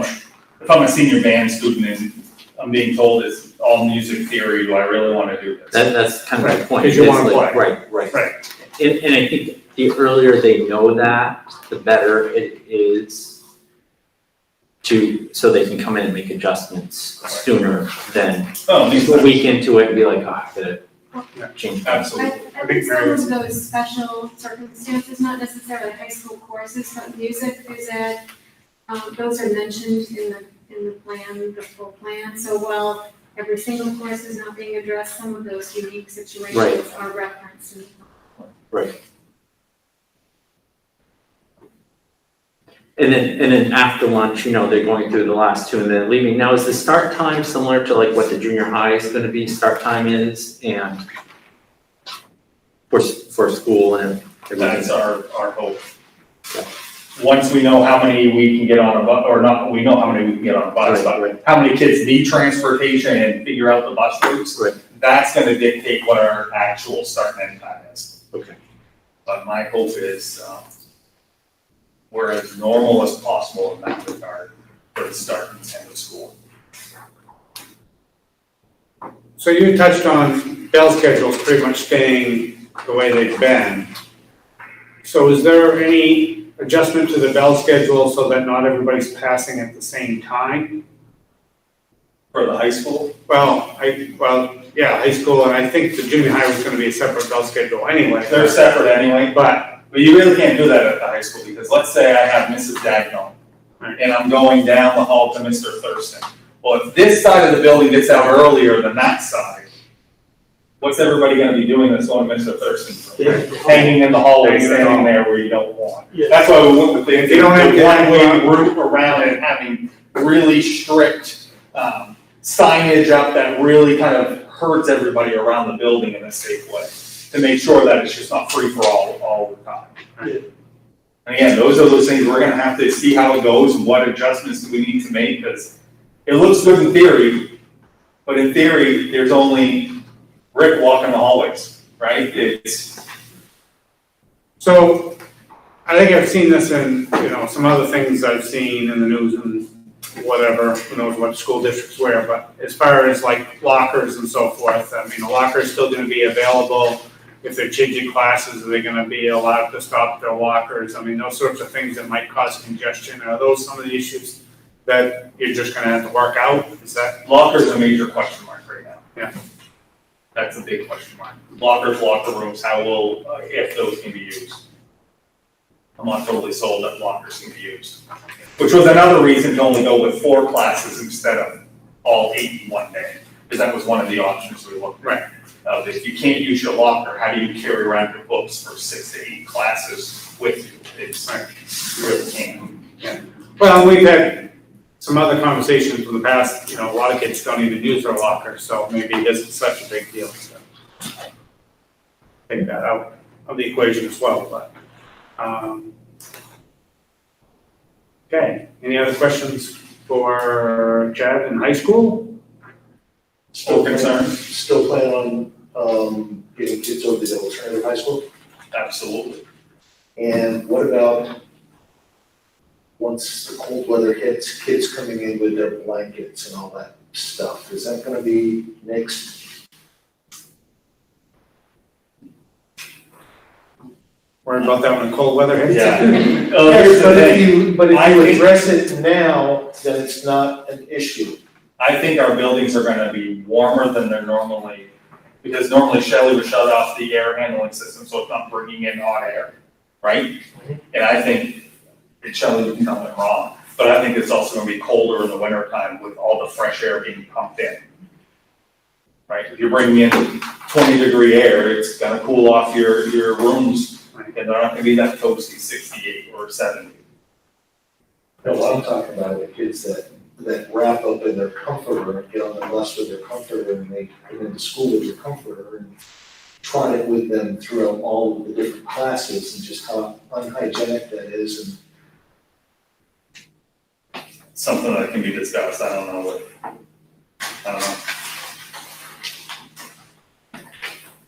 things like coats and everything else, where coats gonna go.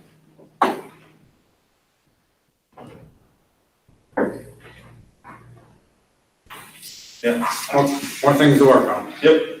Any other concerns, questions, things to think about that maybe I didn't touch upon, or I wasn't clear on? Well, I have a general question, but it's not just high school. Well, my question, are the plans gonna become more and more detailed?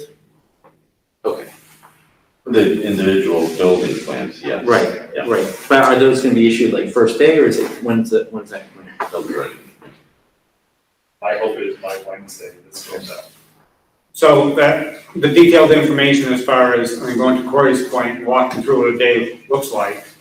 I mean, students are gonna know, and I guess maybe this applies to all the buildings, but of course at different age levels, they might need a little more direction at the elementary school, but the high school student's gonna know when I come in, this is where I'm going. Is that all things that they're gonna know in advance?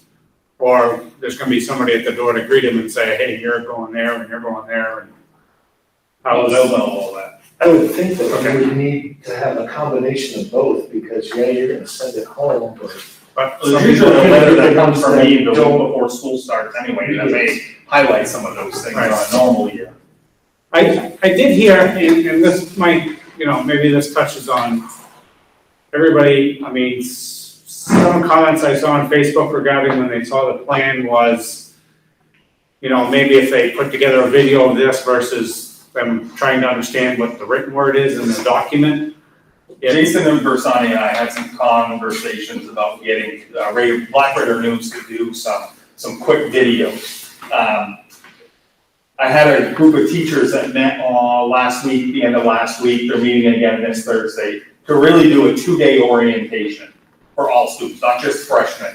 But yeah, we have our normal freshman orientation, but all of our students are gonna need orientation. So how do we do something different for them and then run through kind of our schedule? So they're planning that out right now. Okay. To go through that.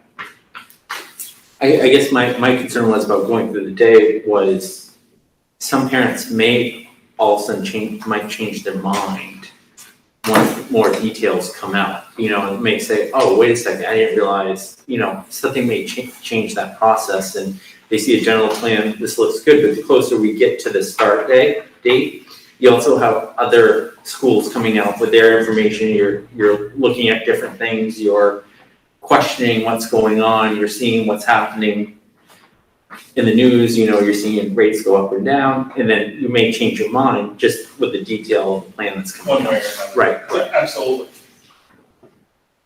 My question, I think, is for Peter. Right now, we had a committee about opening the school. Is that committee gonna stay in place and be part of a hierarchy of decision-making if indeed there's changes happen? Because I know right now we have CDC that's involved, we have the governor, we have the Department of Education, we have the school board, we have that committee. What's the hierarchy of decision-making for big picture decisions? You're it. The final decision rests with the board. All of the things that are coming to you are recommendations, and you make the final decision as to what it is that's approved or not. When you go back to the committee that you're referring to, that was a reopening committee, so that the main work of that committee has been done. We did talk about revisiting with that committee when we get the individual plans done, so they could see what the details look like in each of the buildings. But it's not so much an approval, it's more of a recommendation. Have you thought about this or have you thought about that? The handbook that Chad is talking about right now for students, and we'll have something for staff, will be brought to your attention when the details are all in there. But what you're voting on tonight is the main plan, the overarching plan that is from the Maine Department of Education. Those pieces we have in place that need to be voted on. That's the main thing. Right, and everything that I was reading, a lot of it to you, is in the high school reopening plan, ready to go up, almost ready to go up. There's so many details, John. I mean, it's almost like you don't want to start repeating everything, because you could easily take what's in here and start cutting and pasting it and sticking it in each of the plans. But you're trying to give meaningful information in those other plans so that when people have questions, such as Corey's asking tonight, what's the answer going to be in that? Well, my question was geared around that, but more towards the big picture. In other words, we saw all those green lights for all the counties, all the areas. And all of a sudden, if there's a yellow light or a red light somewhere, is there gonna be a meeting of somebody? Sure is. And I didn't know if it was gonna be that committee, or if it was gonna be us, or you were gonna tell us what. It very well could be that committee, John, that reconvenes and talks about here's the situation that we're in, here's what we're thinking, get some recommendations, because you have a good cross representation from that committee. But whatever the recommendations are, it comes back here. You folks make the final decision on anything that we do. Right, but bringing us together still requires, you or somebody else needs to have the flexibility to act immediately and then bring us together to say, okay, this is what I've done. Now, going forward, what do we do? Because, without that flexibility, the ship has no rudder, no propulsion. It stops. Right, we don't want to committee it to death. Right. We want someone to be like, Right. we don't want to go to Red and be like, oh, we'll make a decision next week once we go through the hierarchy of. Well, is this kind of like what you meant earlier, is like we give you the permission to call a snow day? So what would happen in a situation So what would happen in a situation like that? Because we have a plan for 3 options, right? So let's say worst possible scenario, and it doesn't have to be a worst possible. Let me give you a scenario that's weighing on everybody sitting in that audience right now, and they're all anxious and anxiety ridden about this. We could very easily have a situation where we can't find enough subs to run our buildings. And we have to go to red because we can't operate. So that would be a phone call, Joel, here's the situation. What do you think? We have a conversation. and we make a decision, because if you can't find people to put into your classrooms, you're red. You can't maintain And control. the entire state, superintendents, when they meet, the regional superintendents and have these conversations, everybody is sweating this out, because we all know. I mean, what we have in our plan, do a self-check as a teacher, how are you feeling? You have 2 of these symptoms, you do, stay home, 24 hours, let's do a self-check again, how are you doing? You don't have a fever, okay, come back to work, but in the meantime, you've got a sub in there. That's different than in the old days. In the old days, Rick Hensby is not feeling that great today, but Rick's going to work because he knows subs are short and he's going to work. Those days are gone. We're asking people not to do that. So that's a real concern for all of us right now. This is all great, but the reality is, on the flip side, I think about everybody that we've been working with this summer. Of course, it's summer. No one's been sick, not even a cold. Because we're all wearing masks and we're all taking extra precaution, we're all sanitizing, washing our hands. No one's been sick. So let's hope that carries into the flu season, because that would be a tremendous help to us. Being optimistic. Yeah, I mean, there's a lot of wait and see, but Gotta be flexible. I mean, that's the whole point, I think in the last meeting Peter spoke about, was the flexibility, and, I mean, we're gonna learn a lot in the first 3 weeks, and hopefully we learn that we have a great plan, or we learn that we need to change some things up in a big way, so. But I think as far as the purview of the board, to Peter's point, I mean, yes, there are certain macro decisions that we need to make, but I mean, of course, the administration makes, administrative decisions every day that they have to make to make the day go. But I mean, from a policy standpoint and a direction, I mean, that's, if there was a major policy change, of course, we would need to weigh in on that, because that's our purview, but we have a lot of faith in what our administrators are doing here. I think we can all agree on that. And the tremendous amount of work they're doing, so. Peter, Joel, and tell me if this is breaking board etiquette. Would it help if I shared my draft document with the board in an email? Or is that something that would have to be in a public record?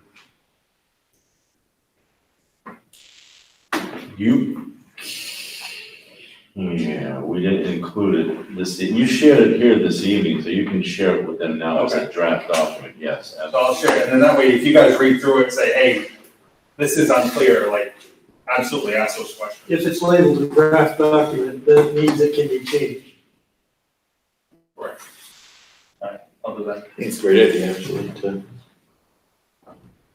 Some of your questions about, like, what does it look like for a student, seeing what the staff, student, and parent expectations are under those models may kind of say, oh, okay, that makes sense, or no, this still is unclear.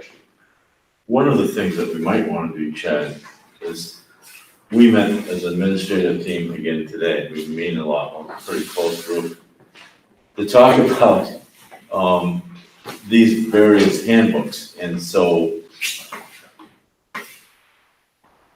we have another format for the staff handbook and the student handbook that's going to contain certain pieces to it. So we're trying to blend it so that here are the main pieces about busing that we want to put in there. Here's the main piece about, whatever that we want to put in. So that there are some main pieces for all buildings, but then each building has individual needs based on their level, their student level. So that's going to change a little bit. So I wonder if we could have more of that done by Wednesday, if you would share it after that, if we're talking about blending what Erica showed us today. Yeah, this is more specifically about the learning at the high school, not all those other little pieces. Okay. Because I'm hoping to get it out to families by Absolutely. the end of the week. Now, will these handbooks also be like live handbooks, so as stuff updates, it will be updated with the we started the year with transportation, or students come in the building, students will go to homeroom, and all of a sudden we're like, oh no, that's not a good idea. an updated draft, like version Yeah. 1.684 will be updated, and just from a referral standpoint, so I can refer parents to be like, oh, that's updated with this is the policy now. You know, but that's why I draft, like when I put drafts, that's more for me than it is anything else. Right, Because I have 50 copies of it everywhere, and every time I make a change, I'm Right. reprinting it.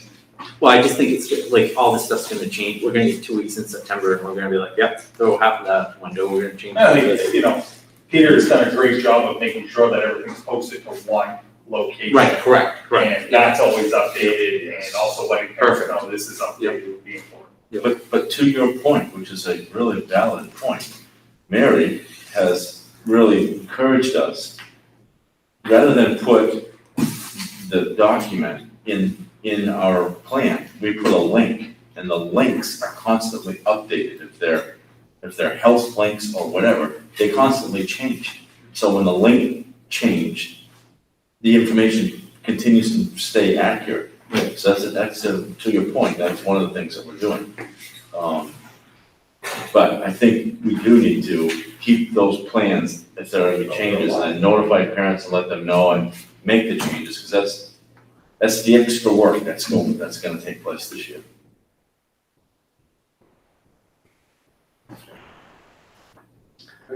Okay, well, any questions more for Chad? Yes, we're good. So, guess we'll work our way down to the low grade, so, Mr. Briggs. All right. So we have the results, I referenced the surveys again. We're still short 60 contacts to figure out the remote learners and physical learners. Right now by grade, I've got 2 6th grade remote learners. 7th grade, it looks like we have about 10, and 8th grade about 16. I'm gonna dive right into what a schedule might look like for us. It's quite a bit different than Chad's. Our teachers have a 6-period per day schedule. So what I've done, and we talked about it at leadership last week, is build in the 5 teaching periods, they have 1 prep. One of those periods will be their remote learning. So if you're in 8th grade, you use social studies, Mrs. Burgoyne, 8th grade social studies teacher, the 16 remote learners would be designated to 8th grade social studies for a certain time. So let's call it period 1. They would log in for Mrs. Burgoyne, and then period 2 might be your 8th grade math where you log in. So they'll have a set schedule, and that's just an example of 8th grade, but 7th grade would look similar, 6th grade would look similar. We are gonna try to minimize, for those that are coming in person, obviously the transition, and to Corey's point, the scheduling, which we're still trying to work out. We're meeting with the lunch director tomorrow, Chad and I, to deal with all that. Our physical learners are gonna come, obviously, every other day. The off day, we have a lot of discussions about, that's not an off day. There's still learning going on, so they come, they're physically present one day. That next day, there'll be supplemental learning, with the understanding that they have all their classes in that day they're here, so to be cognizant of the workload on that off day. So getting those expectations to students. So those are the two various models and how it's gonna look.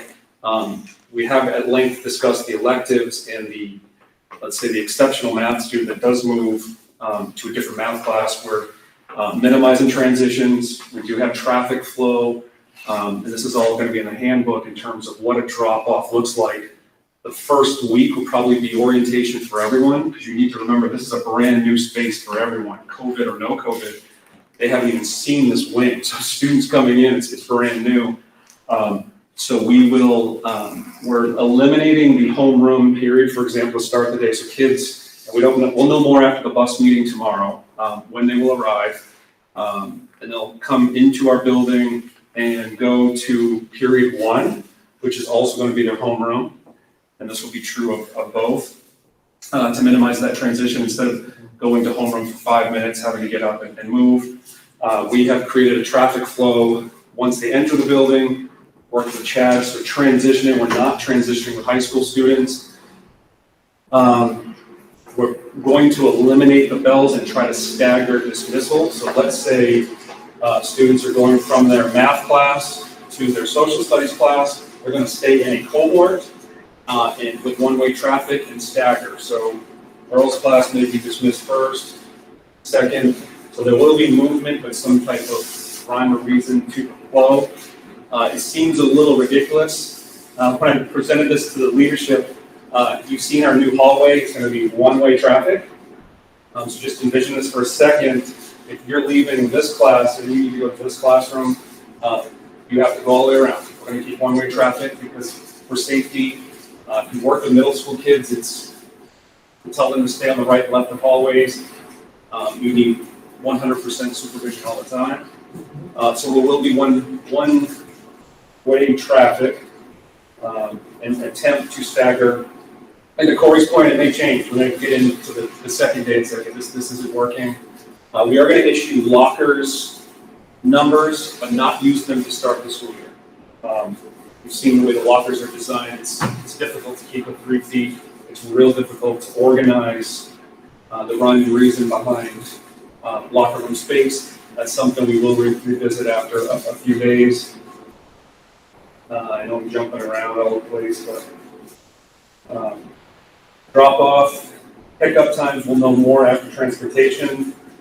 In the past, we've had a lot of kids waiting for about 35 minutes after school, so those are some concerns, like where are we going to house kids after school or before school? We think we have a pretty good plan depending on the timing of the drop-off on buses.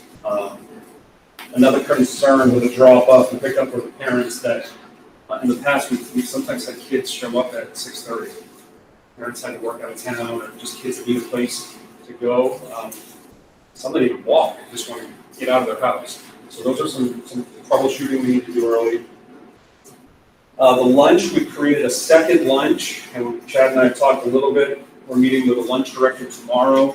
We've measured all the space. Obviously, there's only 2 grades here, so it's easier to try to finagle than Chad's building. But to A, avoid high school, middle school together, and B, try to get that social distancing. We also have the junior high commons that we can use for that. But as of now, it looks like the 7th graders would eat one of the lunches, the 8th graders would eat their own lunch. The problem with that we've got to troubleshoot a little bit is that last lunch, I don't have it off the top of my head, it's pretty late in the day. I don't know the time off my head, but when I share the schedule I look like, you can see what that looks like. We'll get a supply list out to families as well. Once we have all the details in the handbook of what to expect. We're also going to cover a social emotional piece within the handbook in terms of how to, the protocol, I think Chad alluded to a little bit, we're going to use the Say Something app. We had a lot of mental health concerns over April and May at the end of the school year. To address those concerns, but yeah, within the handbook, there'll be 2 schedules. There'll be for the students that are coming physically. Here's your schedules, period 1, 2, 3, 4, 5, 6, what it would look like and entail. And underneath it is the remote learning schedule. So those families will get a schedule. Let's say my student's an 8th grader, my son's an 8th grader. He'll get a schedule, period 1. You're going to check in with this teacher, and this is your class, period 2. So it will be a set schedule. We understand the downfall of that. Downside is sometimes we can't check in at that time. That was some of the feedback from families. But we felt we needed a clear expectation to have, if you're going to remote learn, this is the expectation. Again, what Chad alluded to, we're going to etiquette as part of the handbook, the expectations when you log in, how to behave, and the expectations for parents, for the kids, and for the teachers. And what am I missing? And then a lot of the other stuff in the handbook is going to be directed to parents, like visitors, what's essential and not essential people not entering the building and stuff like that. Mask breaks came up a lot. We'll be doing those frequently and come up with strategies and places in the building or outside, hopefully, where kids can, as the class go, and have mask breaks and teach them how to do that. I think that's, in a nutshell, kind of the plan. Questions? In the past, we've had, and I don't even know if it's possible, we've had some 8th graders travel across the way and go to school at the high school.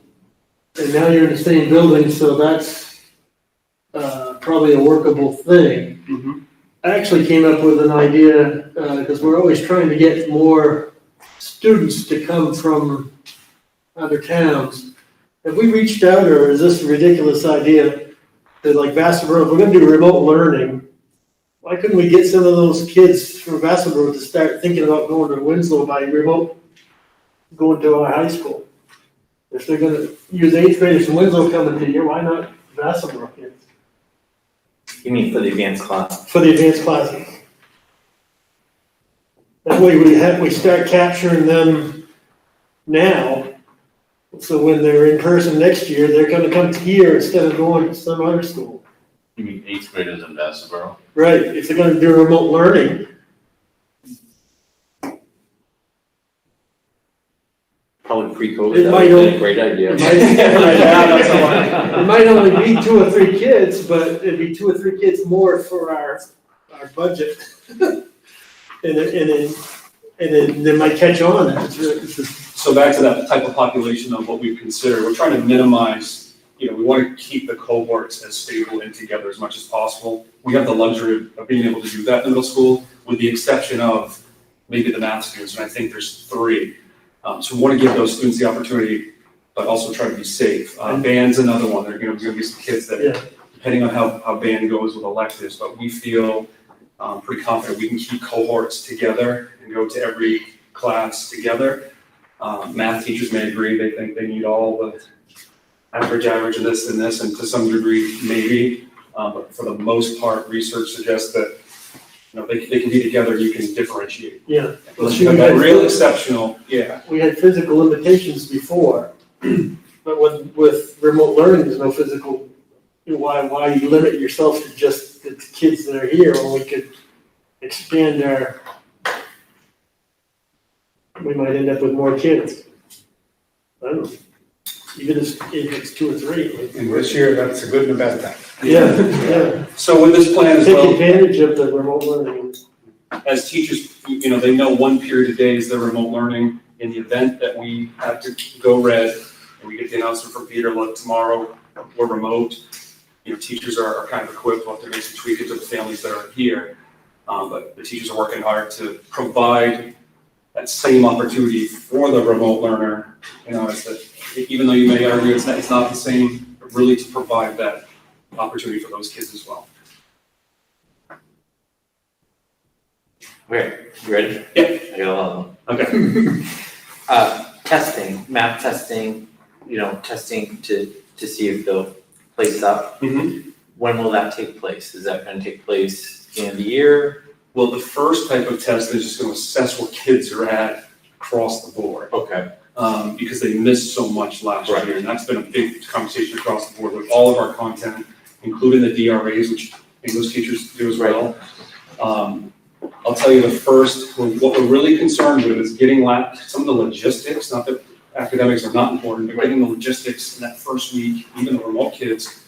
Here's your laptop, here's how you use it, here's how the parents can get to Google Classroom. Again, in the event that we want to be prepared. Right. So I don't know the answer to that right off. But it's in, and I get what you're saying, so I didn't think of it that way, like, kids may not be at a We have level. no idea, right. Right, okay, absolutely.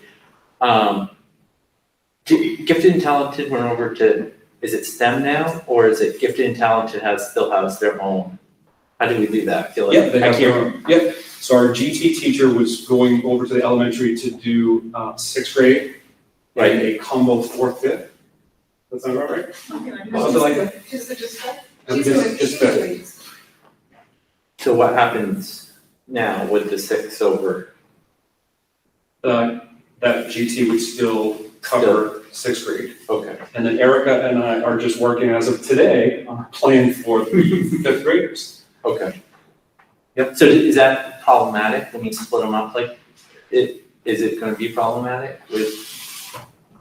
It's not, it wasn't problematic until you infused COVID. Okay, well, that's what I'm saying, it's problematic now versus. Problematic. We think we have a pretty good plan to Okay. accommodate both the 5th and the 6th graders. Okay.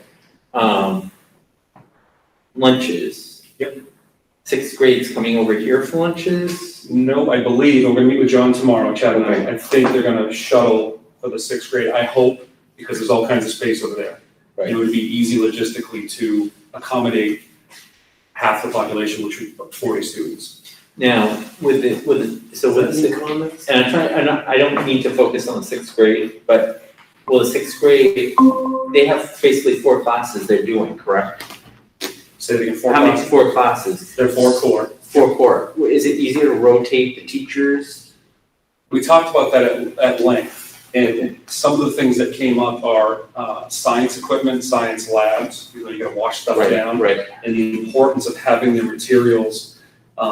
The other piece is, there's no library right now, so we do some curbside library, so having libraries within your English class is another example.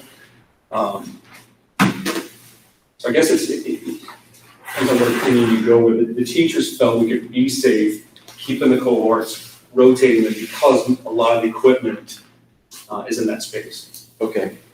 And then, now, another item is your plan having a daycare over at the over there as well. But will that be totally separate? It will not be sharing of like the gym or is it gonna be a totally separate, like kids are gonna be over here? Correct, so Daycare will be they're here. located in the hallway where Mrs. Washburn and Mrs. Burgoyne on the parking side, football side, so that hallway. In regards to sharing, I don't know, I've gotta meet with, so we would need the gymnasium first period. Right. For 6th graders. After that, they could have access to that, and I do know we would share the calf. So we've got to discuss logistics behind lunch. Those are the only 2 spaces that I'm aware of Because that we share. that concerns me as a parent, having 75 daycare kids using the same facility as 40. And I don't know the numbers during the school hours. I think the 75 is going to be more Total, that's total. at 2:30 when they start Okay. rolling in. Restrooms? Restrooms, they have their own restrooms. So there may be a way to sterilize that in Yeah. between the 7th grade leaving and. It's really the lunch that we've got to coordinate, because they're gonna be, I believe our lunch program provides, is that accurate? So that's where we've got to really either create a gap for cleaning after our kids eat, or, Okay. It's actually gonna be a better situation, I would think, for the 6th grade, because you only have that many kids in that. Right. Perspective. I just didn't know what Yeah. it's looked like and what, so. And I'll know more of the lunch piece tomorrow. I suspect John's gonna say, yeah, we can shuttle food over. Right. We can be flexible with, here's the time we wanna eat. Right. With a little more flexibility than we do here with high school. Didn't you shuttle food last year? Yeah. Okay. It should be easier now, it's gonna be bags. Right now, and a nurse, you said that a nurse. Yep. Would not be over there full-time or would share, okay. And we're having those conversations now, but Tammy, the existing nurse, the plan was to work here, new junior high, and spend some time at the elementary. Now, Right. should be servicing the 6th grade. Because the rationale for her and our guidance counselor and a few other positions. SRO was to help out with the 6th grade move. Right. So they're gonna be located right in the main office. Because my thought was, if you have, like, let's say you need a nurse, would it be easier for the nurse, because you're gonna have 2 nurses here, right? Correct. Would it be easier for a nurse to walk over there instead of sending a kid over here? Yes, we would always have the nurse go to the, okay. Yeah. We've identified the isolation room over there, which will be right off the library. Tammy, we talked today, Shelley and I did a walkthrough. We're gonna keep guidance down in the main office with the administrator. So the main office is gonna be the whole, so in the event that I'm here, we'll have a guidance counselor over there. We're gonna do some scheduling and tweaking, but so there's an adult presence. We met with Jason Bersani and Will about phones, and how the phones are gonna work. Would be attendance and dismissal, would care if you called to dismiss your children and those conversations. Yep. Of course, for that with the nurse and whatever, I mean, they still only have half the population at that time, so the nurse load theoretically should be half and. Right. You know, And once you establish the needs of the children. Right, plus up front you have that. Yeah, so have a pretty good understanding of here's where I need to start my day. You better hope it's that. Right. Now, in the case, this is a bigger picture look, looking a little bit higher, looking down on it, but like, what if we find we have more kids coming in here? Can we utilize more of that junior high? Or are we set just saying, no, we're only putting sixth grade in there tough? Right. Well, that's one of those, when you say we have more kids coming in, we're starting with half. So if we get to a point where we say, Well, the way I understood it, we were saying, we're not taking 1,200 and saying, well, 600 is starting, we're perfect. We're saying 200 are doing remote, right, so we're perfect. But what if right, 500 come back, we have 100 extra students? Right. And we need to utilize over there, are we going to do that? if we had to, I think we would be okay to do that, because we have the entire, there's nobody using any of the buildings. So if we had to, I think we could probably do that. I mean, we're fortunate other school systems are hauling in portables or doing all kinds of things. We're fortunate it's right there whenever we need it. Same place, same, Yeah, everyone used to it. yeah, that's, they know exactly where it's at. We try to get rid of it, we can't. Yeah, so I'll share the daycare answer, because I'll be meeting with her, so Okay, the logistics behind where their kids, Cancel trust me, I'm a little bulldozer. concerned about it as well. Cancel bulldozer. Little 3-year-olds running down the hall.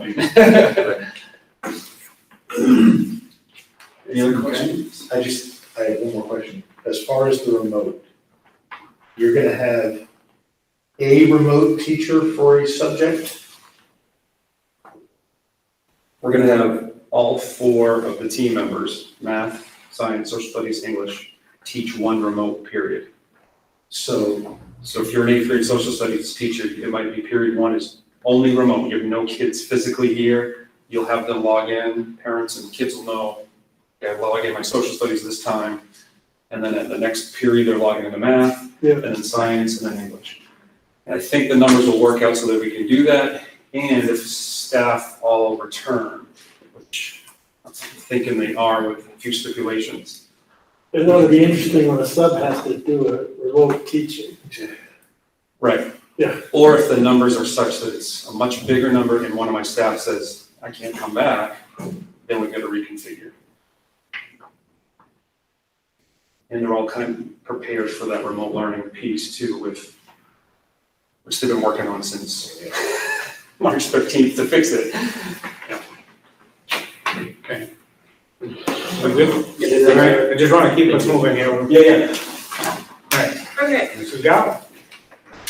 so I'm gonna say ditto to what Chad said about us making a plan that involves breaking it down by the different colors and student expectations, staff expectations, parent expectations, so that's the same. Elementary school, our biggest thing that we're working through right now is knowing who's coming in person and who's not. You're all aware we have some capacity issues. We have facilitated a little bit of resolution to some of that by getting them a 4th grade teacher, but there's still, I think, enough opportunity for concern. So we have today worked on calling the approximately 120 families that didn't fill out the survey. We were able to get a fair amount of contact with those families. I left a lot of messages today, and I think other people did as well. So tomorrow, on our goal sheet, we made a goal sheet for this week so we could have a plan for each day. Our goal is to really sit down and look at those numbers and look at our class size capacity. Do we have the ability to do what Jason talked about, which is identify one remote teacher per grade level? Are our numbers enough? Right now, we have one grade level that we think we can pull that off so that one teacher would be the remote teacher and then the rest of the teachers would be able to have students present. Of course, if those numbers change, then that is where the flexibility in all of this is going to come into play. So tomorrow is when we're really going to sit down and pull all the class lists out. The other, factor here is that our students would typically have found out who their teacher was at the end of last school year, but because of everything that occurred, we have pushed it off. And now next week is when they'll find out, because tomorrow we have to redo the lists, and I think there will be some movement. And one of the ways, typically we would send a letter and say, oh, your kid's teacher, there's no time to send a letter. So what we are planning to do is this week, Kyle and I are gonna record a video to families to put on our website. Hopefully our plan will be, ready, as much as it can, and as you said, it's gonna be a living document. There are gonna be parts of it that we have to sift through. But that we can talk about it, present it, record our video, post it, and let parents know that, at the beginning of next week, and our goal is to take a small portion of next Monday and give teachers the opportunity to record an introductory video of themselves, and then invite students to the new Google Classroom where that video is going to be their introduction to their teacher. So they'll be able to see their teacher's face. And we talked about doing it with and without the mask so that they'll have an opportunity to see what they look like, but then also what they might look like in person. And just give them some information about what they are going to, what their class will be like. So class lists, expectations, our remote by choice. I know people, want to schedule. They want to know exactly what that's going to look like. The tricky part is that it might look a little bit different if we have one remote teacher versus a teacher who's teaching a class and have students remote at the same time.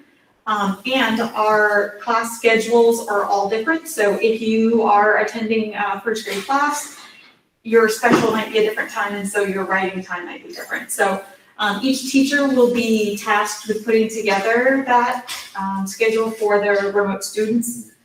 And then that information will be presented to families. We are working on pickup and dismissal because we know that at the beginning, the first entrance is typically stuffy anyways. But we need to get a few permissions before, but we do have 2 places and we have a whole plan about having staff out there and having phones to separate the 6 feet in both locations. So those are all in the works, just the sort of finishing touches to make sure.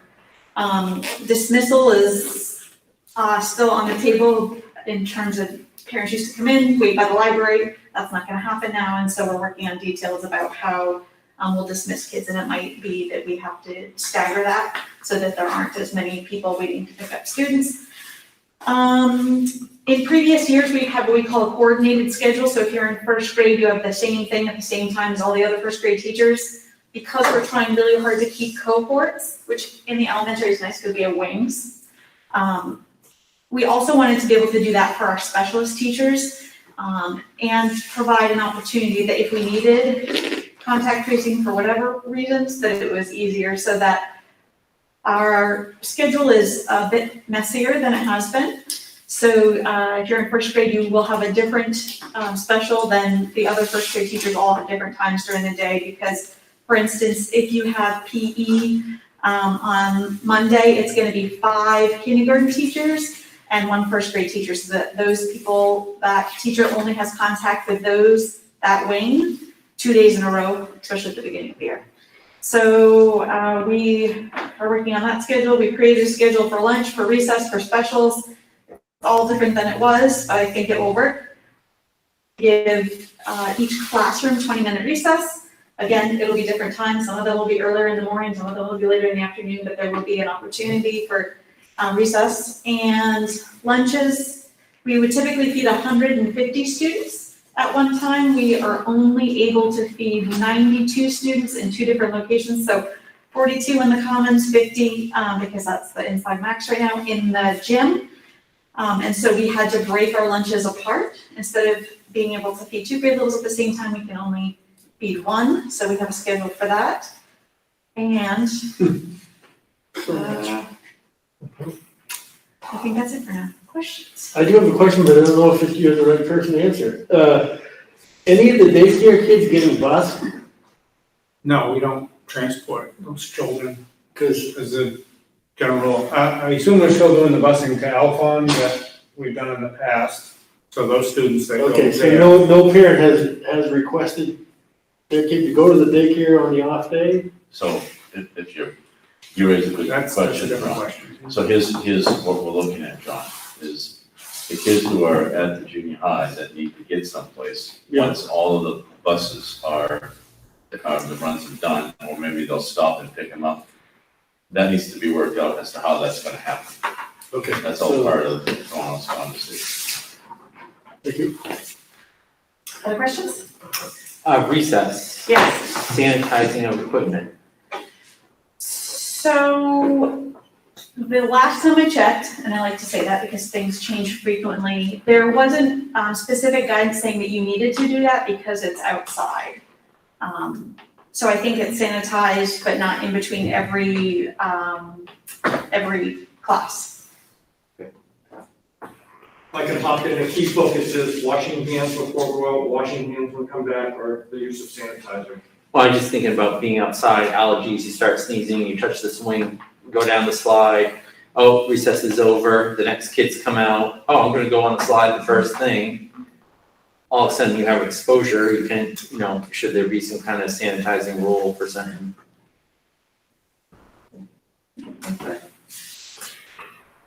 Can I dovetail off that a little bit? The other thing was, I just had a quick question with the cafeteria and the, are each of the places the kids are gonna sit, be sanitized between, sessions, between, lunch schedules, and also, as far as even places like specials, or especially like the art class where they see multiple kids sitting at the tables over and over and over throughout the day, are those going to be sanitized after each class as well? So, yes, to the sanitizing between lunch, that was actually already a procedure that was in place.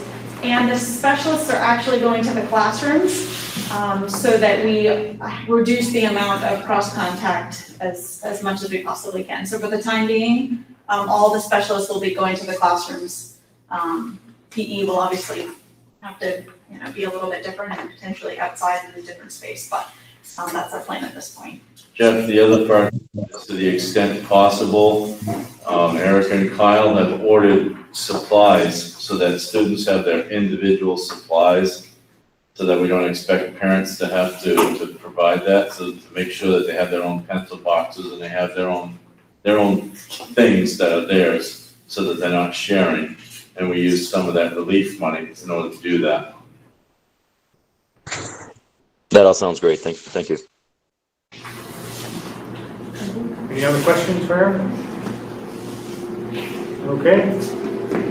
Very good. Thank you. So, all right, we kind of hit this. I was gonna say 3 buildings, but we still do have 3 buildings, we're not just 2 still. So, any other questions regarding the reentry plan? I don't know if you have anything to add. I guess we have to vote. Chad had a really big question for you.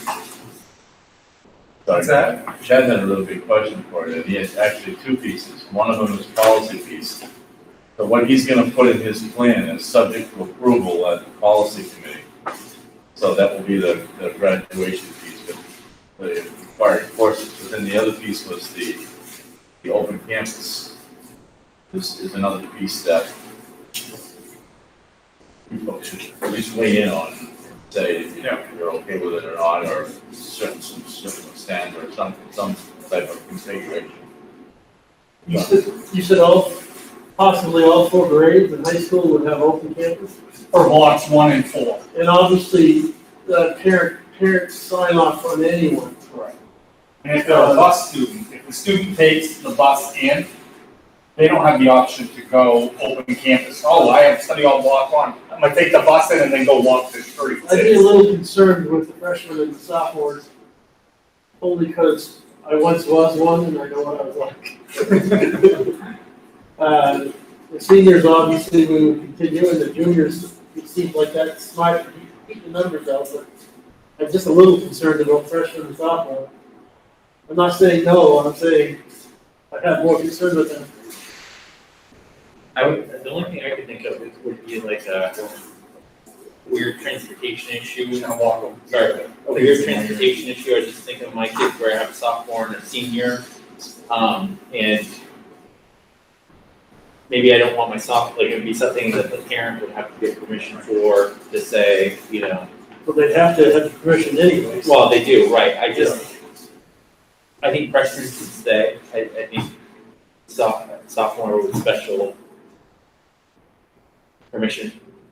Well, I mean, right, they have to sign off on it, but I was just But even at that, if they might have open campus privileges, if they have a study hall or whatever, but that doesn't mean they can't come in to the study hall. Right. So if your senior daughter is bringing a sophomore in, Right, who has a first period. yeah, first period study hall, then he goes there. He goes there. Even though he has the right to open campus. Right, Right, they'll be assigned to a study hall anyway. Right, I mean, a lot of this is contingent upon the availabilities of the transportation, of the parents signing off. I mean, we can't what if every scenario. Right. I can't imagine too many freshman parents are gonna be like, oh yeah, I'll just bring you in at 9 instead, like. Right. If they're a bus student, they're gonna be coming. right. And they can't just leave. Right. Yeah. Same thing as block 4, if they have a study hall block 4 and they're a bus student, they can't leave, go down to 107 or wherever else they may go and then come back and jump on the bus. It's not the way it works. Right.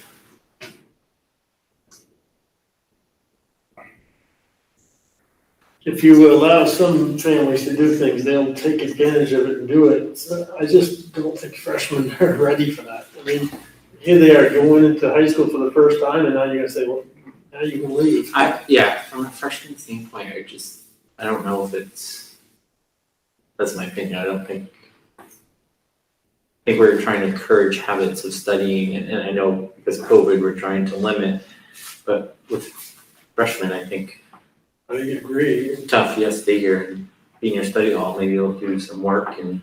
Less dropping out too. We might encourage them to stay in school longer. Look at it from the opposite point of view though. Why am I here? I don't need to be here. I've got a study hall. I don't need to be here. My being here makes me unsafe. Well, yes, I hear you. But for years, we had the kids, we never let freshmen just leave on their own any other year. This year is different than any other year.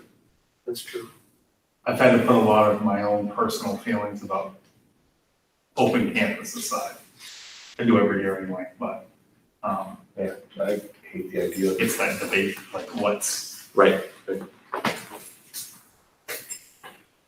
So Chad, if it was a freshman and it was open campus, you're saying that a parent needs to come pick the student up. Right. The kid can't just walk off. Well, unless they live right there, the parent. Right. Yeah. But then also Whatever their normal mode If of they're a bus student, they're not just going walking the streets and then jumping on a bus to get home at the end of the day. So, well, let's clarify the point. I mean, I don't know if in the typical year, you know which kids are bus students and which ones are personal transportation students. But this year, we're gonna know that, so that's written into this plan. I would say we have a pretty good handle on who gets dropped off every day, who walks, who drives their own car, who takes a bus. Because even going through the list of those that responded, and I was putting together a list of parents that I needed to send another robocall that didn't respond yet. As I was going through some of them, I could almost tell you, oh no, they get dropped off every morning. Oh no, they take the bus. I could almost tell you. Certainly no Freshmen, not freshmen. so much because I don't know them yet, but. There's no freshmen that drive themselves to school, so that eliminates that. But like biking or walking, like someone lives 3 streets over, they could be like, yeah, I'm heading home for 2 hours and. And then the kid does that, and if they're failing, and you can take that away from them anyway, or they do that and then they don't come back, or they're constantly late, they lose that privilege anyway. Yeah. So there's a responsibility factor to it, so. If anything, it's teaching them more responsibility by putting the onus on them to. But here's the other thing too, what if you get a freshman who's like, yeah, I live 5 blocks away, and they stop at the store, or they do something else, and then there's a chance that they could catch something on the way, they come back. At least we lower the risk of exposure. And just to clarify, they're either coming in late or they're leaving early, they're not coming in. Okay, there's no in between. There's no, Okay. that's why it's only blocks 1 and 4 for that. I gotcha, okay. Whereas the juniors and seniors, it's all day, it's Okay. any block. So throw that out.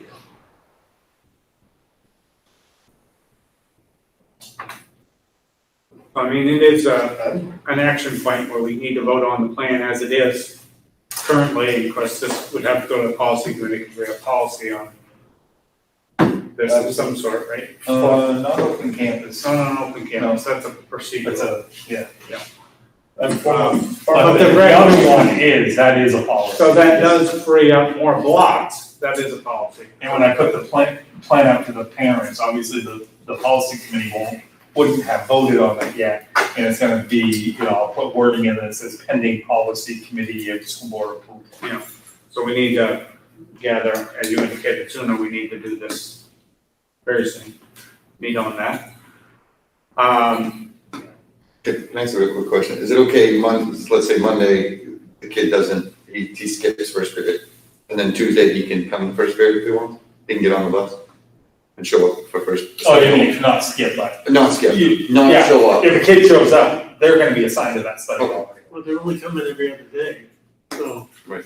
But I'm thinking like, it's nice out, I'm gonna walk to school today, late, because I have study hall first period. Right. And then tomorrow, I know it's gonna. That's similar to what we do with Okay. senior open That's campus good. anyway is, and rarely do they come if they don't have to, but, if the kid shows that, oh geez, I have a big, biology test, I wanna make sure I'm there to study, they're assigned to a study hall that they go to instead.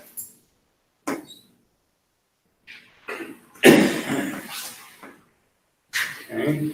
I wouldn't mind some input from teachers on what grade level would be responsible to do open campus with. Because they see the kids as much as we do or more. Well, presuming, Just so you know, we had this conversation with leadership team, I got this whole plan out to the teachers last week and they've given input on it. So all of my teachers have had an opportunity to respond. And what was the results of freshmen and sophomore? I haven't had anybody say anything about that piece at all.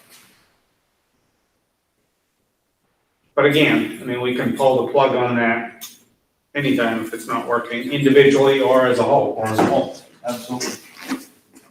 I mean, the idea of de-densifying the school and the morning and the afternoon, I mean, there's definitely a big piece to be said for that, so.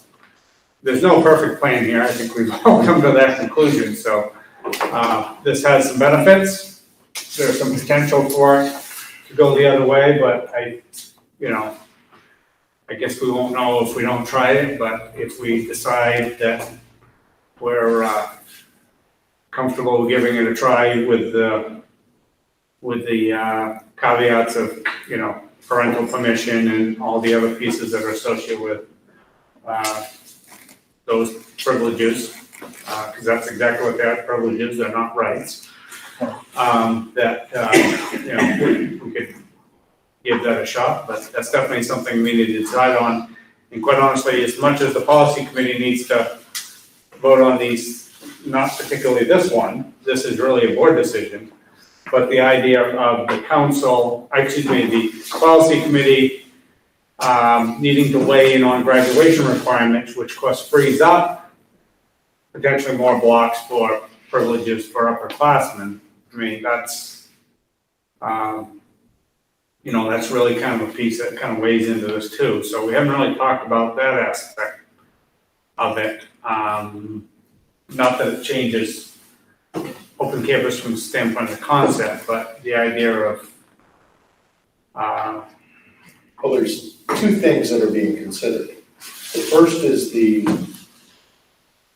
freeing up of the first and fourth blocks for 9th and 10th graders who don't have anything in that. That is number one. So we need to make a decision about that. Then, do we need to make a decision tonight about saying, okay, seniors, if you only need 2 classes, you only come for 2 classes? Does that need to be decided tonight? Because I am not comfortable agreeing to that. No, that's gotta go to the policy committee first. I'd like to hear what everyone, including Jeff, thinks about sophomores and freshmen having open campus. I kind of get a feel for the boards. I'm okay with it, absolutely okay with it, because of the provisions that you're putting in place for control. I'd have to say, I agree with that. I think the provisions are there, the opportunity is there to change directions on that if it's not working, both, like I said before, individually or as a whole. We'll see, there is a responsibility factor associated with that, and, but I think there's a health benefit, from a safety standpoint, that we densify that morning routine and afternoon routine, which is probably the hardest area to control that, so I think that has some significant benefit, so that's my thoughts, so. I don't know, Corey or Nate want to weigh in? I don't think freshmen should be allowed to, but sophomore, no. I have no issue with. I don't have an issue with any of it, meaning all 4 grades. I mean, the parents are signing on. I have one kid that none of my kids are freshmen, sophomore, junior, senior. I have one kid I know will do it fine when the time comes. I got another one that I'm not sure I'd sign for. But that's a parent's choice. Right. I don't necessarily think that's our choice. Right. In this situation. I agree with Corey. I think freshmen are kind of young to be let loose. Mm-hmm. And sophomores, I'm on the fence with sophomores, but I've seen some really responsible sophomores, so maybe the parents signing off would make me feel better about it. And as an 8th grader, when you're signing up, I can't remember, but you pick your classes, right? And you can choose to have a class instead of a study hall. Correct. Would that affect my decision of, and I know there's parents' guidance on this, but sometimes parents. Well, most kids have at least a study hall. There's very few kids that take 8 classes. Most kids have a study hall. And I can't think of too many situations where I'm sure it happens, but where kids can kind of manipulate their schedule so they get block 1 off, or especially a freshman or a sophomore. And seniors may be able to a little bit, but. Well, and I'm not worried about, I just think developing a habit that first year, not having to worry about. Right, but this change would only be in effect this year. If this was not for COVID, I would not be standing here having this conversation. I am not a huge fan of open campus anymore. No. So, yeah. I think one of the issues, and correct me if I'm wrong, Chet, that this is being brought up is not only for safety and fewer numbers, but coverage as well. Because you don't have the people to cover study halls, because you gotta socially distance, you can't stick them all. And if you've taken somebody to cover a study hall, then you've removed them from doing something else. So again, it's gonna be a coverage issue as part of it. Winslow hiring dedicated subs from the beginning of school through December? We're trying to dedicate 2 for each of the buildings. We're having some success with that, but the subs are just not there. Right, because everybody's, Waterville's working on hiring 3. Right. So that's a real concern. Like I said before, if we can't find coverage, we're gonna be red. So, which impacts every student. So, if I'm not mistaken, I think the crux of the matter, and Jeff, feel free to weigh in whenever you want. But I think the crux of the matter, as far as us voting to move ahead with the reentry plan as it is now, is this open campus thing, specifically, probably more so in regards to freshmen. Is that correct?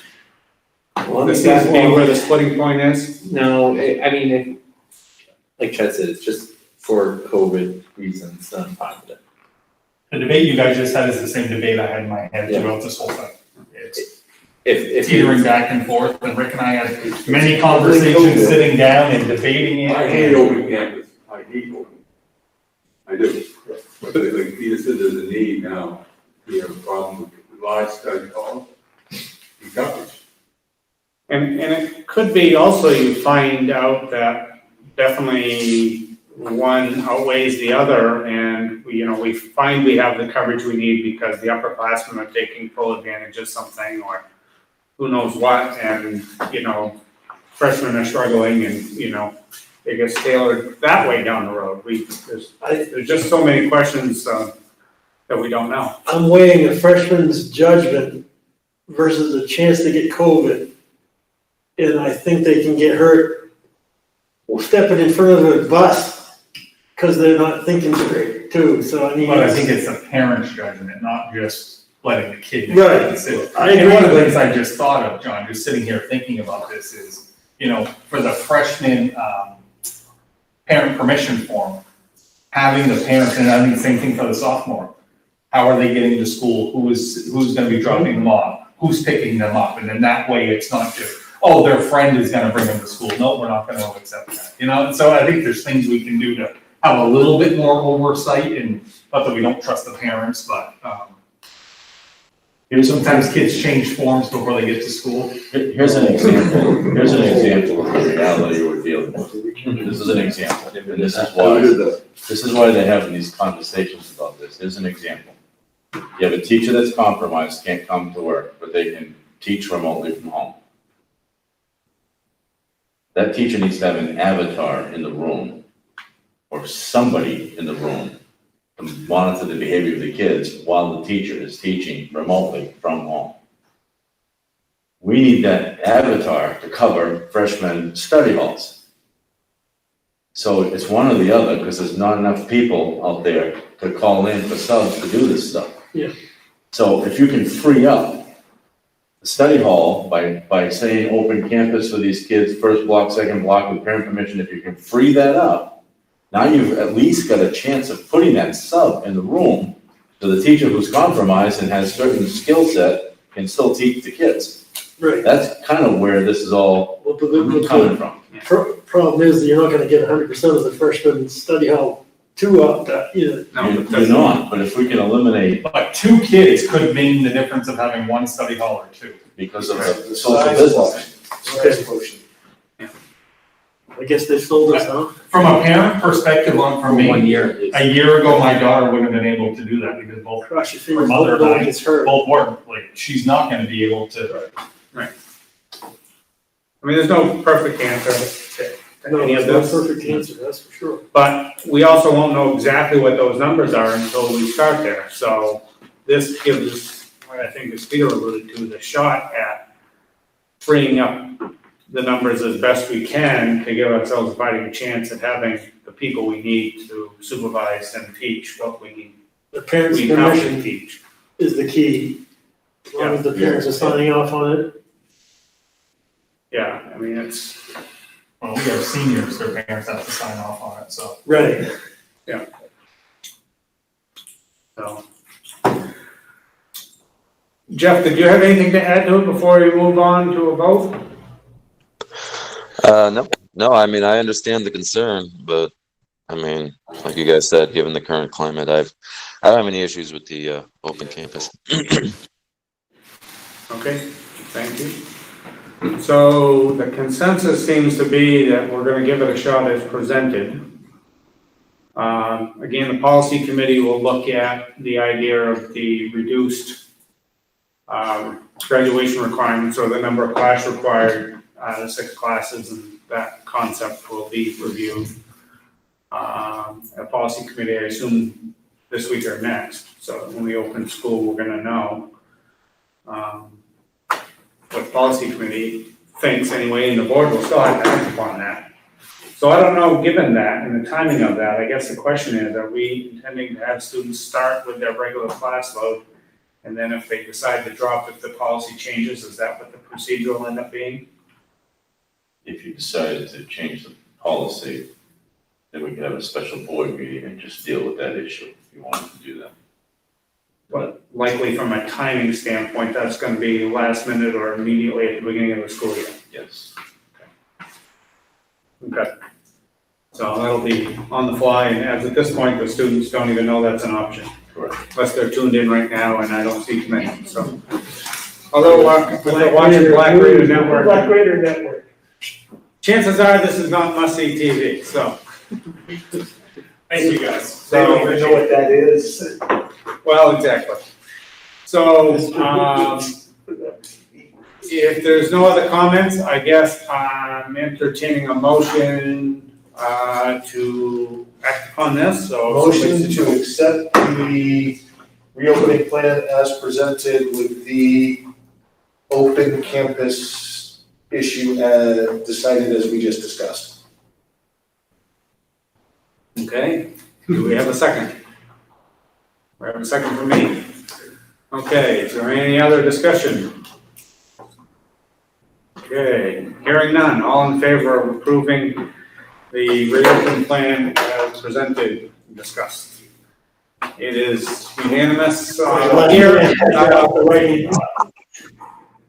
What is your vote, Jim? I'm a yes, yep. Okay, we are unanimous virtually and physically, so. With reservation, I guess.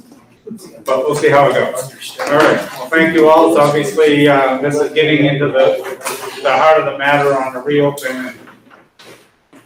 Important stuff. So, next up on the agenda is a request for leave of absence for Anna Dixon. Peter wants to. Yeah, I don't want to comment a whole lot on this. I wrote in my memo to all of you what the issue was. I support this recommendation. I had conversations with Amy. Amy supports this recommendation. What we plan to do in filling portions of her position, because she's a social worker, is to look at Kennebec Behavioral Mental Health and do some contracting services with them. We would like to keep her position. We'd like to keep her because she's good. We don't want to lose her. So that means she would come back to us next year, hopefully, when all of this is behind us. This means it's a leave without pay. She understands that. I asked her if she needed to have insurance, and she said no. So essentially what we're doing is holding a position for her for this coming year and trying to provide the services that our kids need through Kennebec Behavioral Health and other ways. I move to approve the leave of absence as listed. Second. Okay, we have a motion and a second. Any other discussion? Okay, hearing none, all in favor of approving the leave of absence as presented? Yes. You're a yes, we are unanimous. Thank you. So we have a vote on appointments. I do have a couple of questions, just to clarify from my point. We need to add some to it. Okay, we need to add some. The grade 4 teacher, is that the additional grade 4 teacher? Yes. Okay, so that's the additional one. Secondly, I wanted to ask about some of the positions, I guess, regarding, you know, whether it's a jazz band, a drama advisor, or we haven't done athletics yet. I understand we're voting for these positions, but are these things going to happen? Or how, have we gotten anywhere near deciding? I mean, we're voting for the positions, but are we gonna end up having the positions and, you know, therefore budgetary and the other considerations? So the important piece to this, and I think Chad could attest to this, is that we want to provide opportunities for kids after school. And we want to do it in such a way that it's going to be safe. One person in particular, Jen McCowan, right now, is putting a plan together for drama and how she could possibly do that and be safe about it. She wants to present that plan to Chad and myself before September 10th, so that she can tell the kids, yes, we gotta go, we got something going on, or no, we can't do this. So the idea behind this is to really encourage these folks to still have kids participate in a safe way. It might not look like it used to, but they would still be involved in some way. Dad, anything you want to add to that? I think it is so important to make sure that kids have outlets other than just their classes. The high school experience is not just coming to school and going home and doing their homework. So how can we safely provide those activities? And Jen, I don't want to steal any of her thunder, but she has done a fantastic job of finding a play, you know, thoughts of moving the musical to the spring, and then she found a play that can be done with very minimal students on stage at a time, can still incorporate a lot of students throughout the show. Very little set, and the set that is there is used throughout, like these 10 mini plays that have like 2 to 3 kids on stage at a time. She's already talked to the playwright and or the production company, and they're gonna allow her to videotape it and show it or stream it to allow them to perform without the crowd. So she's done a lot of work. Doesn't surprise anybody that knows Janet has done a lot of work to make sure that, yes, we can do this. So she has some thoughts, and again, she wants to meet with Peter and I to go over that. So, athletics, we don't know what athletics are gonna look like. But if there's a way for our coaches to have contact with our kids and do so in a safe manner, like, I'm all for that. And, we budget for their stipends anyway. Right. I'm not for paying coaches without a season, if they're not doing anything with their kids, but how can we do that? And, I know I heard a question that you had from Jim earlier. I don't think the MPA is releasing what the next steps are gonna be, because they're waiting for schools to say, yes, we're going back. It's a little short-sighted for the MPA to say, yeah, we have all these games planned and we're gonna play all these games, when not every school system has said we're coming back to school, this is how we're doing it.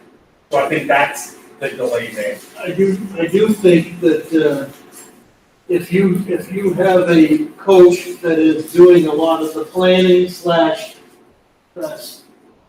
scheduling, there's a lot that goes into coaching besides just what's day one. So what I'm saying is, if we're gonna commit to a coach to be a coach, it's hard to say, okay, you've done all this work to get ready for the season and now it's canceled in October. And we're not gonna pay you. Well, if it's October, we've already had this. Well, okay, but I mean, partway through the year, we're gonna cancel the year. So I kinda have a hard No, time. you've already started. Well, I think that's the difference. Athletics isn't on here, so I don't want to get too far astray. We're already pretty late tonight, so that's probably another whole conversation at our next meeting. I just wanted to touch on this, and I think Chad makes a great point, that schools are a lot more than what you think during the day. Yeah, that's why it's frustration. And I think that's important. Some of them are obviously harder than others. I mean, jazz band, when you can't play saxophone or trumpet or something like that, it's probably a little more problematic to try to put something together. But if there's a will, there's a way. I'm sure Ben will work hard at it. We might have an awesome percussion section of 30 people, And that's one thing, talk about Mr. Clark, that was one of the things he talked about, is getting a drum line going. And, from the junior high and the high school, there's tons of band work. And some of it may need to be repaired to get them to work right. I mean, Corey's daughter only plays like 4 instruments now. I think she needs to learn about 5 or 6 more. Stop talking You need a drum set. You need a drum set in your living room. I know you do. Oh, we have one in our bedroom.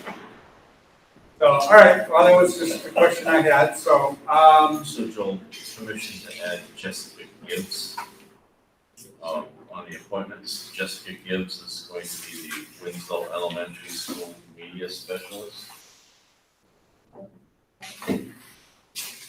And this is a Form 81 on her that I'm going to put together for you guys. If you want to see you said that. media specialist? Ed Tech 3, library assistant. Okay. Thank you. All right, very good. Oh, there we go. These are the additions. Sorry. So Jessica Gibbs. Okay, that's that one. Then we have, all right, we'll pass these along. Okay. Was there any other additions? Thank you, Amanda. Caught the rest. Okay. So, since there's so many, I'm assuming we won't want to take these individually, so if there isn't any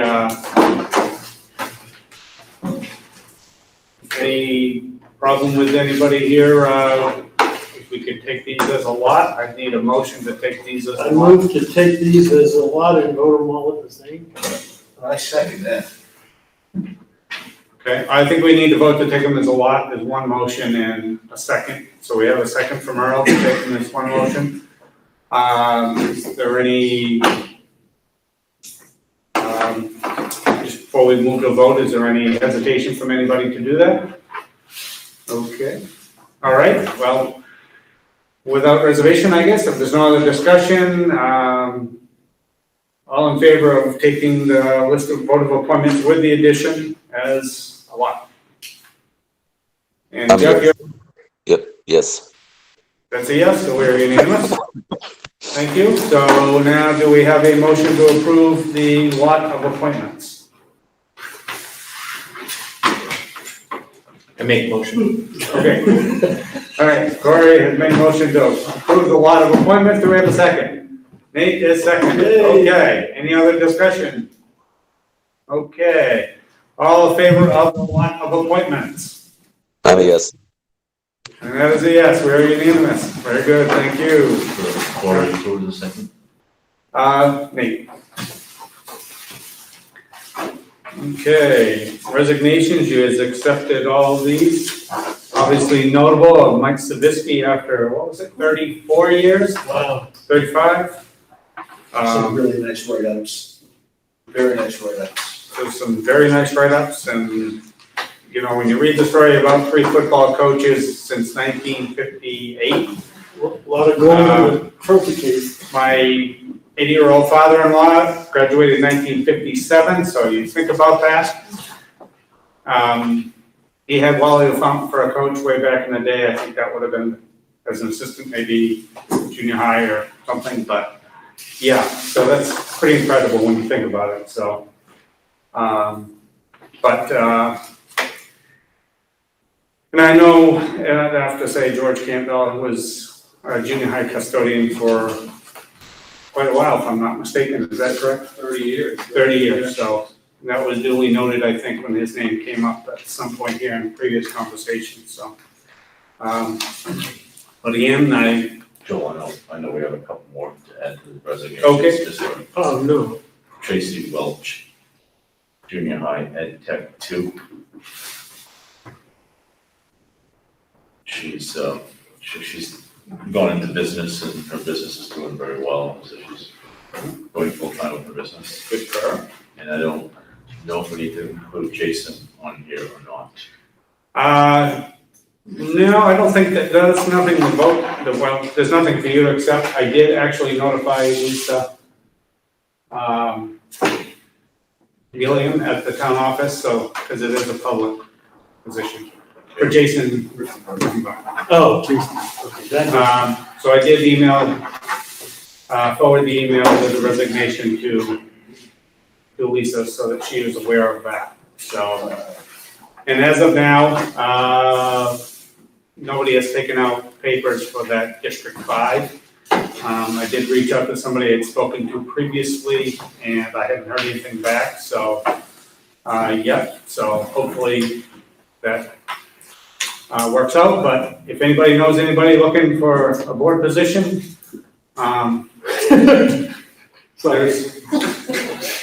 District 5 is open. Way to sell it. Last place, most things. I know as I'm collecting signatures, nobody's going to take me on, and because I'd be more than welcome to sign theirs, but that hasn't happened yet, so. So, all right, so, you've accepted all the resignations, so this is information for us.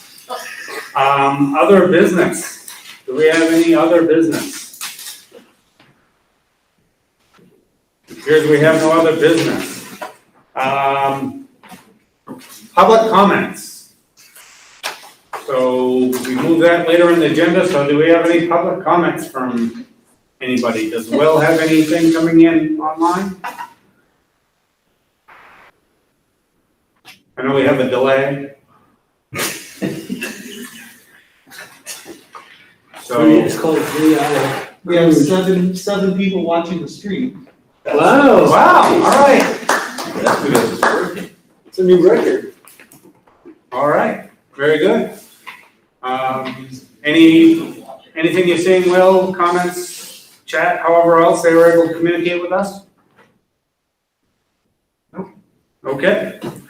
All right, well, having no public comments. So our next meeting is scheduled for September 21st at 6. Of course, part of that is reviewing how the school opening goes. But I'm presuming that we are going to have a special meeting sometime between now and then. We should talk about the high pay and benefits for this board position. For the board positions? Maybe that'll hook someone in.